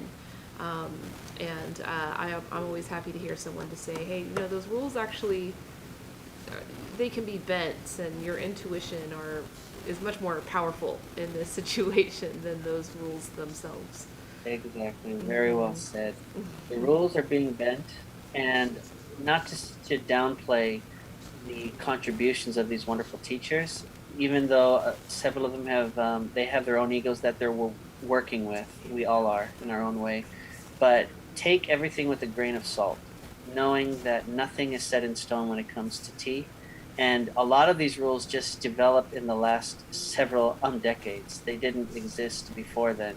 It's not set in stone. Mm-hmm. So test it out and find your preferences and be open to learning new things, and more importantly, be open to being wrong. Yeah. Something to be mindful too. A lot of these rules were actually created and spread by marketers. So, that's something to be mindful of too. That's why I'm always like very cautious about not trying to say that something has to be a specific certain way. But I mean, the worst case is that you'll make a bad cup of tea. I mean, I guess in this case, the worst case would be like buying a really expensive teapot and breaking it or something. If you're not mindful in your practice. But yeah, you don't have to follow rules. There's no rules. This is art. Yep. This is art. Ravoy, thank you. Thank you for being here. Thank you for the interesting. Again, everybody, this presentation was a very special treat. Shiloh here was so kind to join us and share his knowledge. There's still time for questions if you want to throw in some more questions, but I'm going to let him loose soon. But the presentation that he's given, I think it was about 30 or 35 minutes. Really fascinating presentation. It will be available for playback through the various channels, including Reddit too. So yeah, Shiloh, if you want to go to Reddit and capture any, because Reddit's video is actually, what do you call that? It's portrait shaped. Okay, cool. The one on Twitch is landscape, but so portrait's good for like Instagram stories or whatever. So yeah, you're welcome to go and capture anything from that video if you want and use it. But you can revisit the video. You can connect with Shiloh. I have put his Instagram handle. Oh, I I'll put it again. When's your next event, Shiloh? Next one, I'm going to be teaching I would say watch my Instagram, because I tend to be pretty loose with dates. I tend to announce things like 2 weeks or so before they occur. Okay. And I'm going to be working with some organizations soon too on tea classes. So I would say just check in on my Instagram when it comes to dates. So I've got several workshops I'm going to be teaching, interactive workshops. And I'll be announcing those within the next 2 months or so. But I don't have anything planned really for September. I'm working with several different organizations on workshops, so we're setting things up to start soon. And if anyone wants to buy any teaware to learn about teaware, I have a lot in my Instagram bio that has info that they can look at to learn about clay types and teawares and how to store your teas and basically compiling all that information into a place where you can go. And if you want to see announcements on that, it's always in my stories. I'll usually make a post about it, and I'll give everyone usually about 2 to 3 weeks before the event occurs. That's really the best way because right now it's the prep work. I just had a set of workshops, so I'm going to prep for the next set. Cool. Well, and thank you for the preparation you put into this presentation. We could definitely see it. But I'm glad that there's recording of it and you'll be able to use it. You know, you're free to use it and share it with folks. It will be live on the YouTube and the Facebook forever. Thank you, Cloud. But Actually, you at least really quickly. Do you have that video that I shared? oh Everyone, yeah, if everyone's interested, I worked with dye potters yeah. Let's check that out. You're right. in Jinghong City in Sichuanhana, Yunnan, China, and there's a video of them in action, kind of their everyday lives, a little bit romanticized, but it's interesting nonetheless. There isn't anything wrong with beautifying the reality of things. I can attest to it. It was a beautiful place, and every day was like waking up to paradise. It's just a wonderful space over there. Wonderful teas and very rustic potteries, and I learned a lot from them. But I sent a video to Elise. If you would like to, we can play that if everyone's interested in that. It gave me a cartoon. Cartoon. Billy, is that the website? Yeah, it was on YouTube at one point, but it's on a Chinese website. That's the original link. I don't know why the YouTube one was taken down. It could be that it was it was copyrighted by Bilibili, and so I think that's the reason why it got taken down. Is that someone probably just posted it on there, not considering the copyright. Yeah, that happens a lot. Yeah, that's weird. I don't know if you can do a screen share on that one. Are you able to open the video? Here, let me see. I can send it to myself, and then we can probably do it that way. So let me grab the link. Yeah, it's taking me to like a cartoon strip. Okay, well, let's see. Let me see. Oh, we got a question for you. I don't know if I'm gonna be able to say that word. Y'all throwing out crazy words. I don't even know they exist. Leaky a quiltar. What? Okay, I'm not even saying it. Ask. Is this a joke? Are you trolling? Is this even a word? A sedimentologist? Is that a word? You know what? I'm not even sure. I mean, it deals in sediment, but that's a highly specific. I mean, what type of sediment are we talking about? Yeah, I mean, if it is, I personally don't know. But that doesn't mean that it doesn't exist. I'm terribly sorry. I can neither confirm nor disprove. That's outside my wheelhouse. Apologize. I think we were just getting trolled. So that's fine. That's fine. It wasn't that bad. It wasn't as bad as what. Oh, you're a geologist. Cool. Yeah, Oh. Shiloh here is not a geologist. He's a potter. Yeah. But there's a lot of, you know a lot about geology, that's for sure. I've learned about it tied to clay, for sure. But aside from clay, the specifics on it, no, not quite yet. There's always more to learn. I'll put it that way. I'm actually trying to get access to the video, so let me do that, and then You're like writing a letter to the Chinese government, like, please, pretty please, can I see this video? I almost feel like I have to at times. Let me see if it is. Let me see if I can start it up, and then I'll do a screen share. Yeah, just do the screen share. I already have it all queued up. Okay, so Tommy asked, thoughts on crushing down and reconstituting broken unglazed earthenware into new clay bodies to make new wares. Is that possible? Let me see.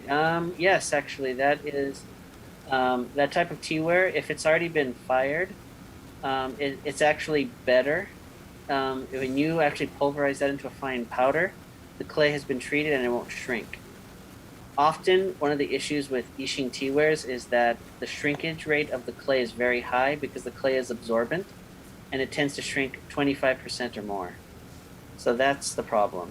And yeah, they sent me to a different site here, so I'm going to see if I can fix that. But what I was going to say is that type of work, um, I tend to find that when you use already fired ware to make new tea wares, it tends to be sturdier.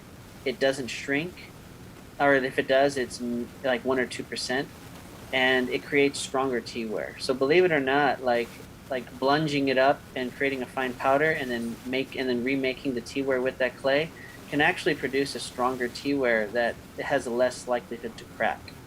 So you can totally do that actually. And I don't know that you wouldn't want to do that with anything. You might want to try kintsugi to save the teapot, but you could totally do that. And it would create a stronger teapot that has a lot less likelihood to crack because it's already been fired. So you can totally give that a try, but make sure that the particulate is very fine. If it's too big, you won't be able to remake the teapot. But you can totally do that though. Well, thank you, Tommy. Thank you for the great questions today. Did the emperor give you access? Oh, what did you say? Oh, the emperor. uh, the You emperor. downloading that VPN? I know. I don't even like use my VPN. That's the problem. Is I don't tool. I don't play this system all that often. So I should probably explore that a little bit. No, I'm just kidding. Yeah. I think we're safe here. We don't need the VPN here. Um, I used to use a VPN when I went to China, but now that I have T-Mobile, this is just a little tip for travelers. Now that I have T-Mobile, which has international free roaming, when I'm roaming in China, I am using a Chinese wireless network to roam on, but the IP address that my phone is working out of is still in the US. So I can use my phone on Chinese networks and have no need for a VPN. It's kind of weird. I don't know. The Chinese government's probably still looking. Everybody's looking at everything anyway. So Anyway, it looks like they're not going to let it occur. they're not letting you in. Nope, they're not going to let me in. I'm terribly sorry. Oh man, what was the video of? It was of the dye potters that I worked with. Oh, okay. Yeah, so I'm Was not it sure. was it their Uh, video or your video? it was their video. Oh, I see.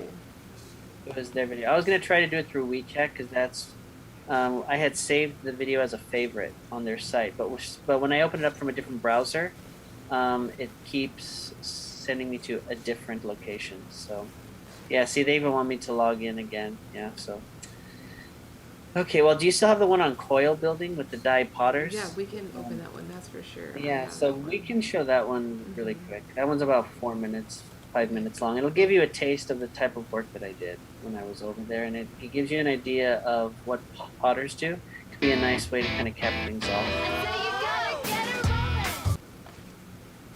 I apologize. Yeah, it was working previously, but apparently the terms and conditions changed, which is not surprising. It occurs from month to month, so. Apologies, everyone. We'll have to try another time. Yeah, it's okay. We already got more than enough great knowledge from you, so it's okay. Well, hopefully, I get to see the masters working here in a little bit. Yeah, we'll see it. I'm just queuing everything up.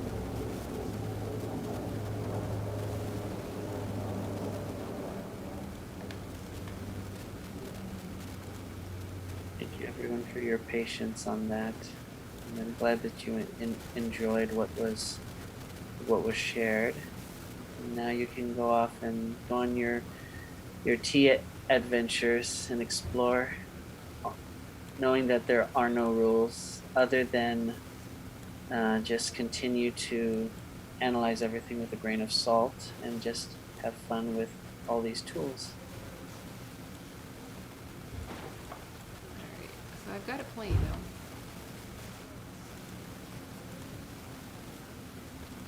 I don't have the audio on it. I should put the audio on it.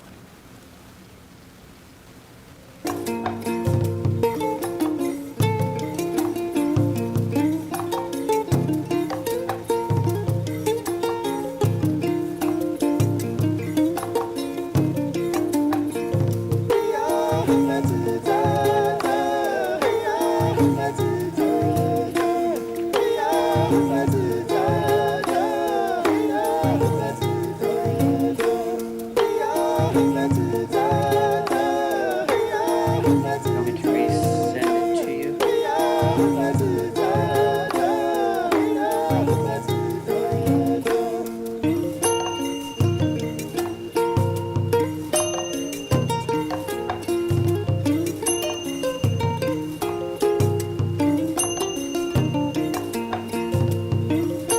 Resend the link, just go ahead and let me know.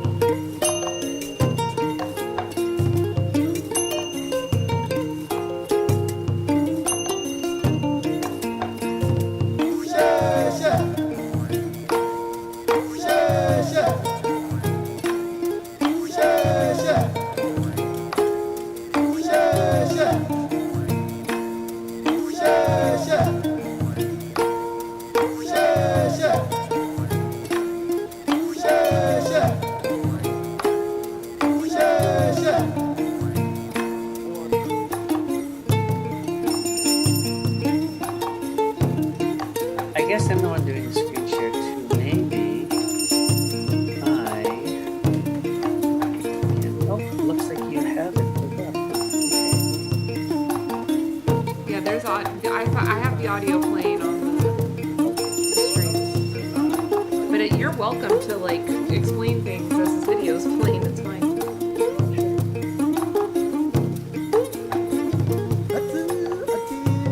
As you can see, there is a matriarchal passage of knowledge for the dye potters. A lot of the potters tend to be women, and the knowledge that they pass on, they'll pass on their knowledge to their daughters even when they're children, and they'll start to teach them. And so it's unique in a sense because women in the past have been barred from making pottery. But in the more contemporary dye society, I noticed that there were women actively making teawares and being taught from a very young age, and they have the option. And it wasn't so much the children of the potters as much as the grandchildren who started to show interest in becoming potters. It skipped a generation. So I noticed that as well, is that the passage of knowledge is matriarchal. There are lots of male potters as well, but the females, the ability to sculpt and to become sculptors was specifically for males. They would make work for temples, a lot of beautiful sculptures. But there were females who, when I went in 2017, there were females actively making sculpture. Not a lot of them, but the really skilled ones were being trained to make them. So it seems as though there's a shift in appreciation, less of a set gendered tie to ceramics in that region. And I just thought that was interesting. And their unique way of coil building is that they will actually make long coils like this, and they will wrap it around the pot, and they will paddle it up the pot. And when they're paddling it, it actually does two things. It raises the wall of the pot and makes it taller while simultaneously thinning it out. So what they get is a large pot that then is extremely thin, but it's also extremely large. So you can actually carry it. One person can carry it because it's so light. But after it's fired, it's extremely hard. And so it doesn't break as easily. So the chemistry of clay, the dynamics of working with it change with time too. And it tends to, these older die pottery pieces, they survive longer because the clay is stronger. It's fired to a higher temperature. And that tradition from China has actually been translated to the ongi of Korea, the ongi, Onggi. And the ongi potters are known for that paddling method. And so the transference of knowledge went from China to Japan to Korea. And you'll see several art forms emulated across Asia because of you'll see a lot of the paddling technique across a lot of Asia. It's one of the older forms.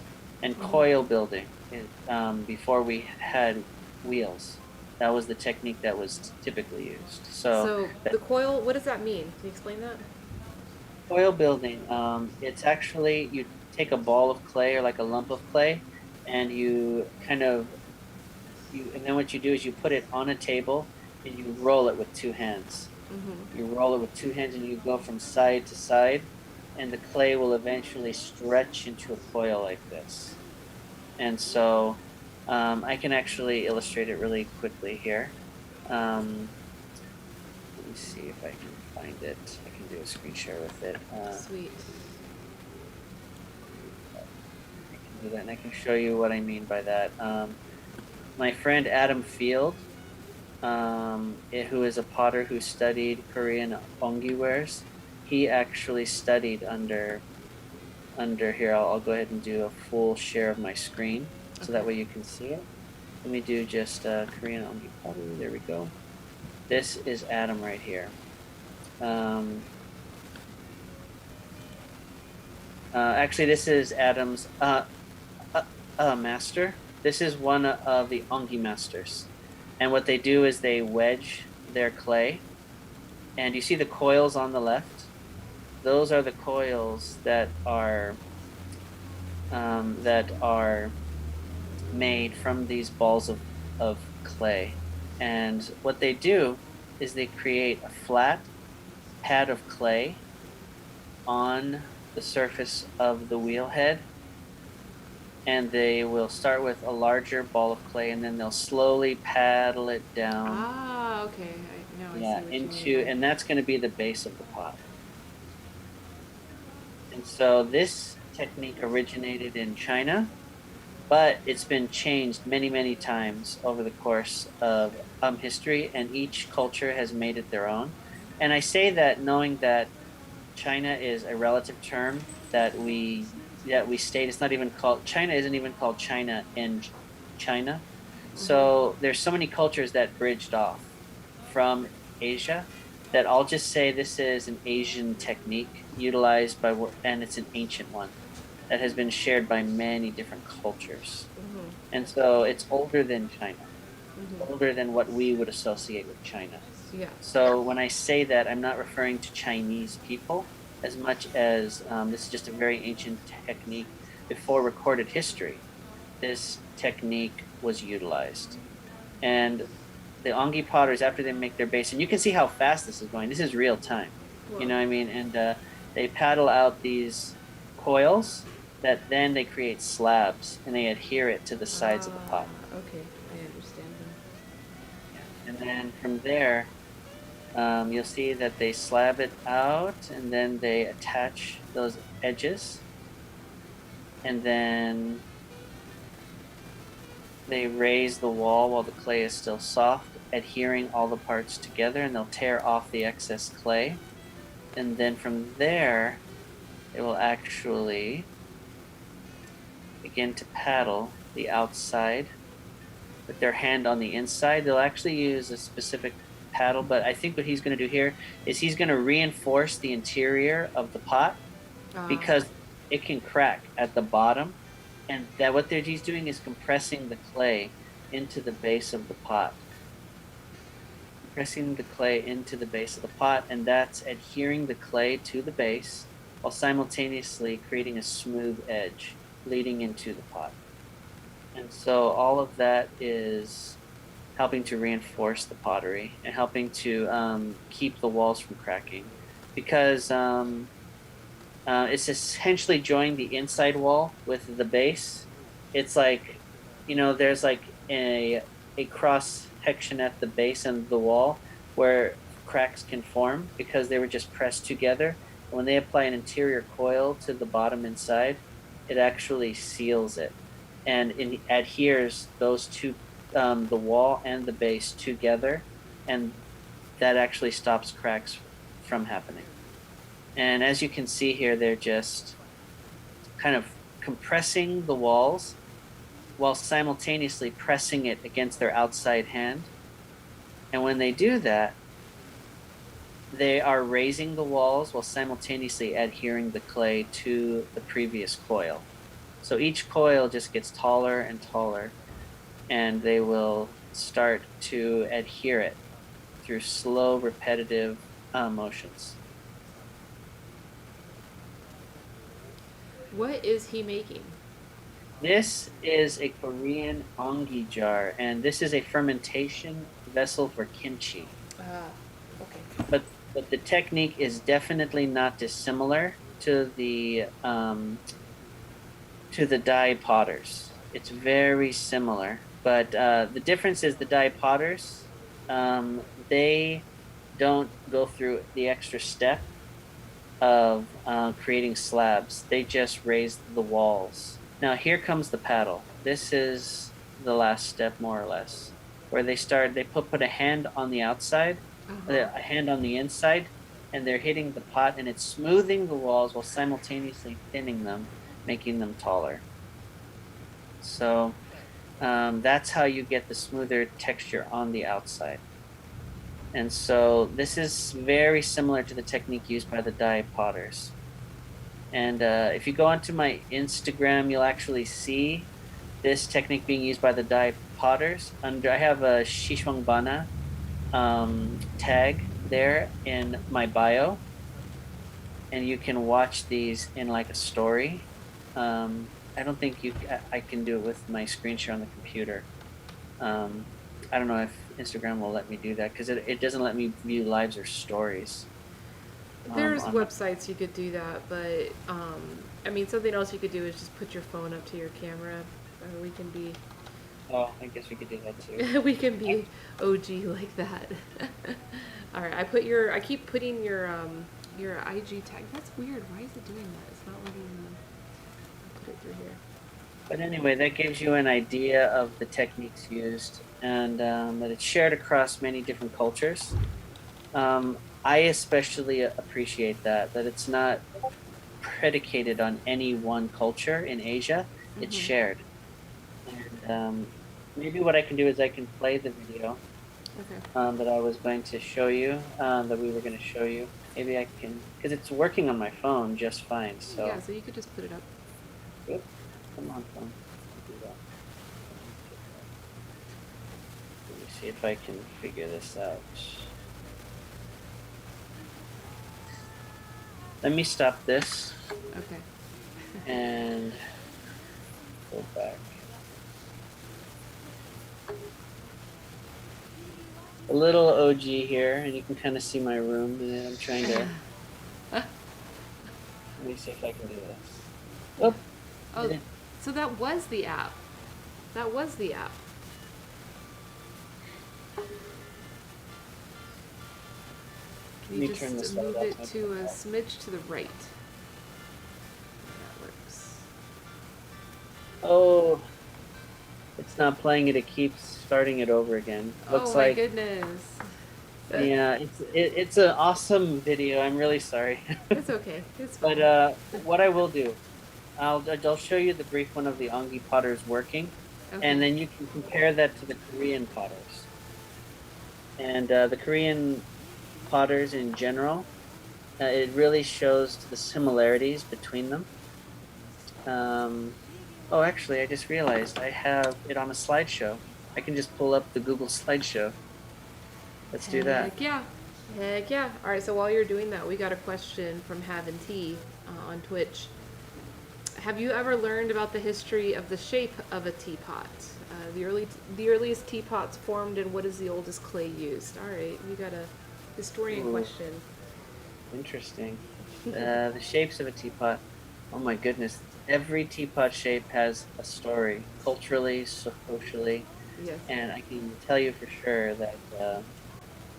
Um, oh, can you see my screen on here? I just want to be sure. I can see your screen, but I'm not sharing it. I'm not yet. When you have the video up, I'll share it. Okay. Let me see. I'll say that every teapot shape has a story, and because of that, and every story has multiple versions. And that's the really interesting part is that you'll find multiple stories for every teapot. Everything in China has like a legend and a tale, and I like that it's not clear, that there is some variation. It tells you that that people are taking ownership of their own unique cultures, and so and kind of altering it. But as far as the original stories, can you see my screen? I just want to be sure I here. see it. Yes. Yeah, so I can kind of show you this one. But what I will say about that is um, I haven't. Is it a book that she's referring to on the original clays and potteries? Because I can tell you right now that it's hard to substantiate what is original, but there are multiple stories and versions. But analyzing the older clays is probably the only way geologically to tell. So then, in my experience, there are more stories than there are truths. So you have to kind of take it and kind of put every piece together. But Mm-hmm. personally, I've not heard of that. No. So Got to be something though. There's got to be some like excavated, history or something that would show, like, oh, this is the first one, right? This was the shape. This was the clay. All right, so I am showing your screen now. So I don't know if there's something you wanted to play. let me go ahead and look this up. Okay. Heaven T, thank you for your engagement today and your great questions. I appreciate you. Yeah, I totally. appreciate you. So this is the dyed pottery here, Okay. and again, very rustic. But these guys know their clay, and I love how integrated the clay is into the landscape, into everything that they did, and their production was just amazing. They could make so many pots in a day. They would probably make a few hundred pots a day. There were about 8 people working at this pottery, and here's one of the dye matriarchs here actively making work. And you see that kind of ongi method being applied by the dye. And originally, I thought that it was the ongi that originated that method. Little did I know that historically speaking, China, um, which is an older culture, had been utilizing it like thousands of years earlier, and they carve and paddle their pottery in a similar fashion to that of the Korean ongi potter. So that's what I mean by this technique is older than China. It's older than any one culture, and it's just shared by many different cultures. So I hesitate to say who came up with it first. It's just an ancient technique that has been utilized by many different cultures. Mm-hmm. And this is one of their kilns here. This was a multi-chamber. In Japan, they'd refer to it as a dragon kiln or like a climbing kiln. Multiple chambers in one kiln. And all that sediment buildup along the inside of the kiln is ash. That's wood ash. From the wood, it's burned up in the kiln, and then the ash is sent and it spreads to every pot in the kiln. And this is a gas kiln that they used. And you can see just the variety of wares that go in. Cool. What And is that? Those are crazy shapes. these are incense burners. Oh wow. Yeah, Very so they would dramatic. place incense in there and they would come out through the holes. Through the little windows, the incense would escape. But that gives you an idea. Some This of is, the yeah, like this, the aesthetic here, the aesthetic of those things remind me a lot of what you see from like Thailand culture. yes, actually, the Dai, their name, they are the ethnic majority in Xishuangbanna, and believe it or and so they are their historical culture is actually from Thailand. They're directly from Thailand. Xishuangbanna is bordered by the Mekong River, and Thailand is just on the other side.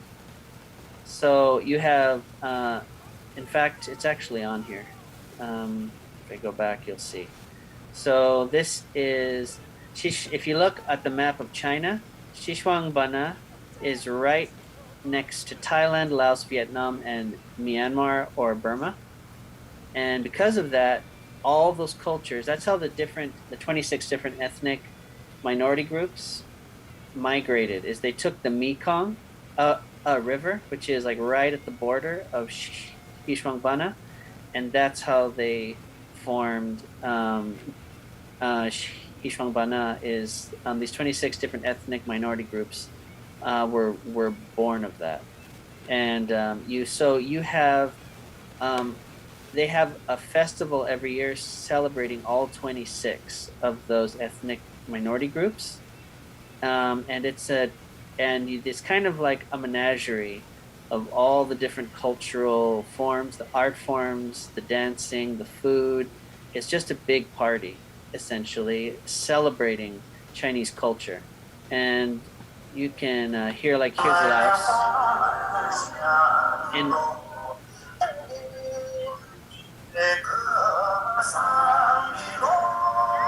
so it's just a collection of appreciation, but the Dai are directly, they are from Thailand, though. Okay, cool. So, Um, Sweet. so All right, I I'm will. gonna turn that off.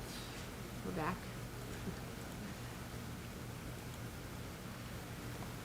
Yeah, turn it off. Turn it off. So I think maybe that's probably as much as we could continue We could. talking up. I'm We terribly totally sorry could. to show you the video, but I did give you some context, I hope, on the Dai culture and some of the travels that I went on, and also indicating that that tea is much bigger than China, Japan. It's all shared, and it's all part of a larger culture of sharing tea. And that's one thing I learned when I went to China, is that everything's intermingled, and there's very little differentiation. It's the people that ultimately kind of created some segregated elements, but that's also what people do. That's just the way it is. And I think we can educate ourselves and still advocate for cultural diversity. And so we all bring a little something. Hmm. And yeah, just take everything with a grain of salt. We're all just people. And yeah. Awesome, great words. So Revoid says Chinese history lesson. It's neat how it intertwines in many different aspects rather than tea and pottery. Yeah, that's culture. So we got one final question before we hit the road. I know this is probably a trolling question, but I figured this would be a fun one for us to end out on, Shiloh, given the title of this presentation, The Geology of Clay. Um, it's amusing that proportionally Earth is more round than a basketball. Is that true? I like this.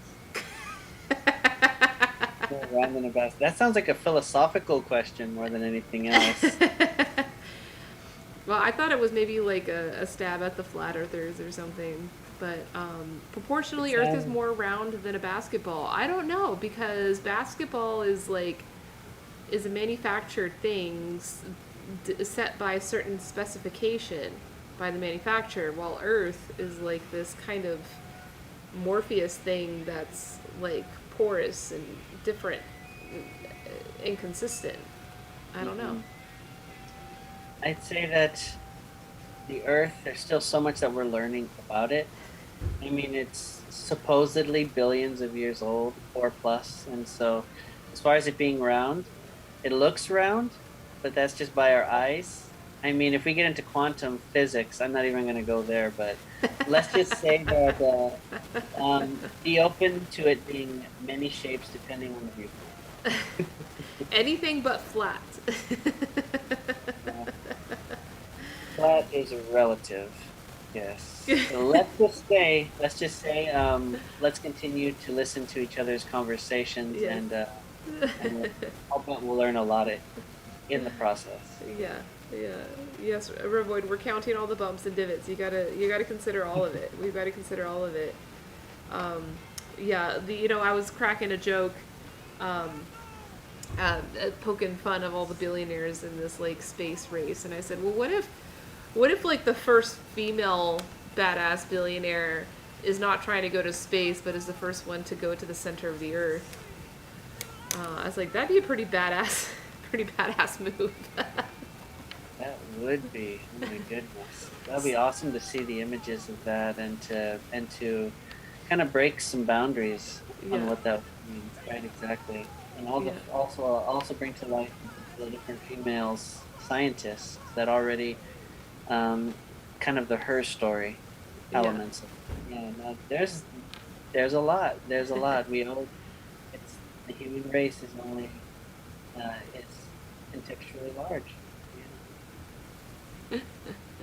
It is. All right. Well, Shiloh, thank you so much for your presentation today. You've been extremely informative, super interesting. We've all learned so much.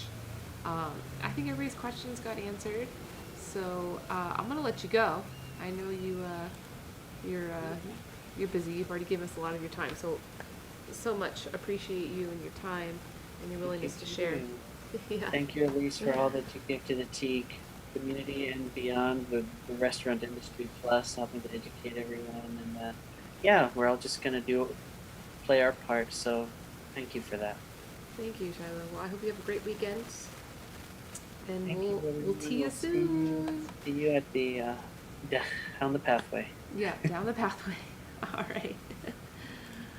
All right. Oh my goodness, that was so cool. That was so cool. Oh, now y'all got double. Y'all got double.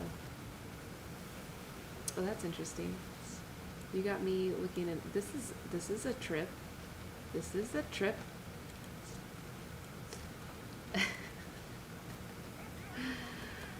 Here, I'll just do this number. Ooh, now I'm like looking over myself. What's going on? I kind of like it. All right, so Shiloh, thank you so much. That was Shiloh Gastello. He is a good friend of ours. I've put his IG link. That's gonna be the best way for y'all to get in touch with him. I put it again in the Reddit chat, and Twitch chat. Y'all have it, but my name is Elise, and I am the main host of this channel. But every now and then we are very fortunate, and we have incredible guests and friends such as Shiloh come in and offer some great knowledge for us. So if you just came in and you feel like you missed something, this video playback will be available on Reddit, on YouTube, and on Facebook. Twitch, I will make a highlight of this video, which will remain on the page forever. So be on the lookout for that. You can definitely come back and watch the video again. Shiloh had a lot of really great knowledge and information to offer about clay, about teaware, about tea. This stuff is all endlessly fascinating.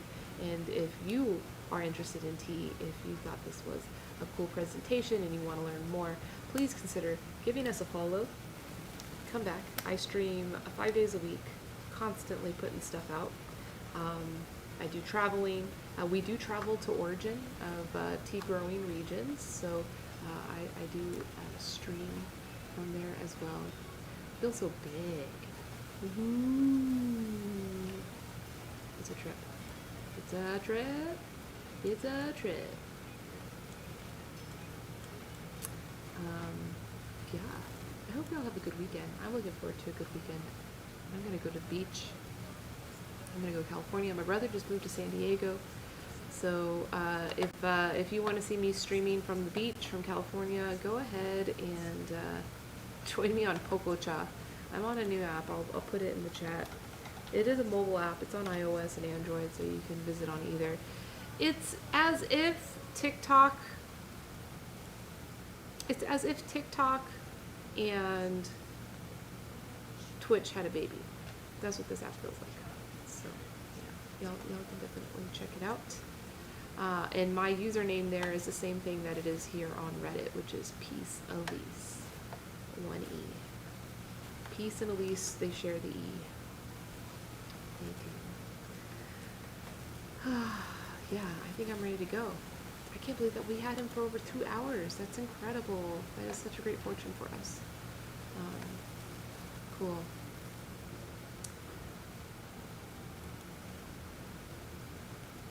Let's go see if there's anybody in our Reddit fam or Twitch fam to go raid. Yeah, if y'all are new on Twitch, I saw we had a couple of new followers. I wanted to say thank you to those followers. I was not able to say thank you or have the alerts on earlier because, you know, we were trying to. Tommy Teehee can have him tea. Thank you so much.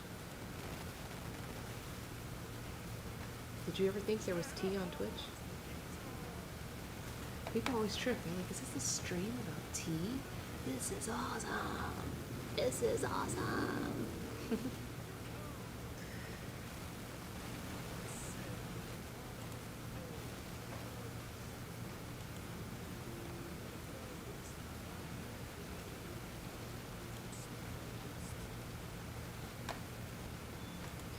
Everything is awesome. Thank you so much. Thank you. It is awesome. Yeah, having tea, I'm really glad that we got to meet, and I'm appreciative that you're here now, that you've given us a follow, and come back. I offer lots and lots and lots of tea content. Hours and hours and hours and hours. You don't have to come back every time. Just come back when you can. And all of these videos are restreamed to Facebook and YouTube as well, so you can go to our YouTube channel and you can see all of the past videos. Like I said, when I first started streaming at the beginning of the pandemic, there's a Potter that's actually on. We can go watch her stream. Maybe we'll go raid her. Oh, we should raid him, but I haven't raided him in a bit. Or we can raid him. Making big furniture. You know, let's go. We talked about clay today. We should go play in the mud. We'll go raid play in the mud. Yeah, I was doing it every day when I first started, and that was a lot of content getting created. All right, I'm going to take us to a ceramicist stream, and we can watch her play in mud. Her username is play in mud. Playing in mud. Playing in mud. Playing in mud? Playing in mud? Or maybe it's playing. Yeah. Oh, play in the mud. Duh. Oh, what is she making? She's on the wheel. This will be nice. It'll be nice, relaxing ASMR. Come on over, y'all. Let's go raid. Let's tell her it's a tea raid. Let's go ask her about her teapots. Let's go ask her about, you know, the various sources of clay and the effects on tea. And if she doesn't know, then we could tell her, hey, go watch Shiloh's presentation. Twitch, I love you all. Thank you so much for participating and being here with me. I appreciate you, and I'll see you next time.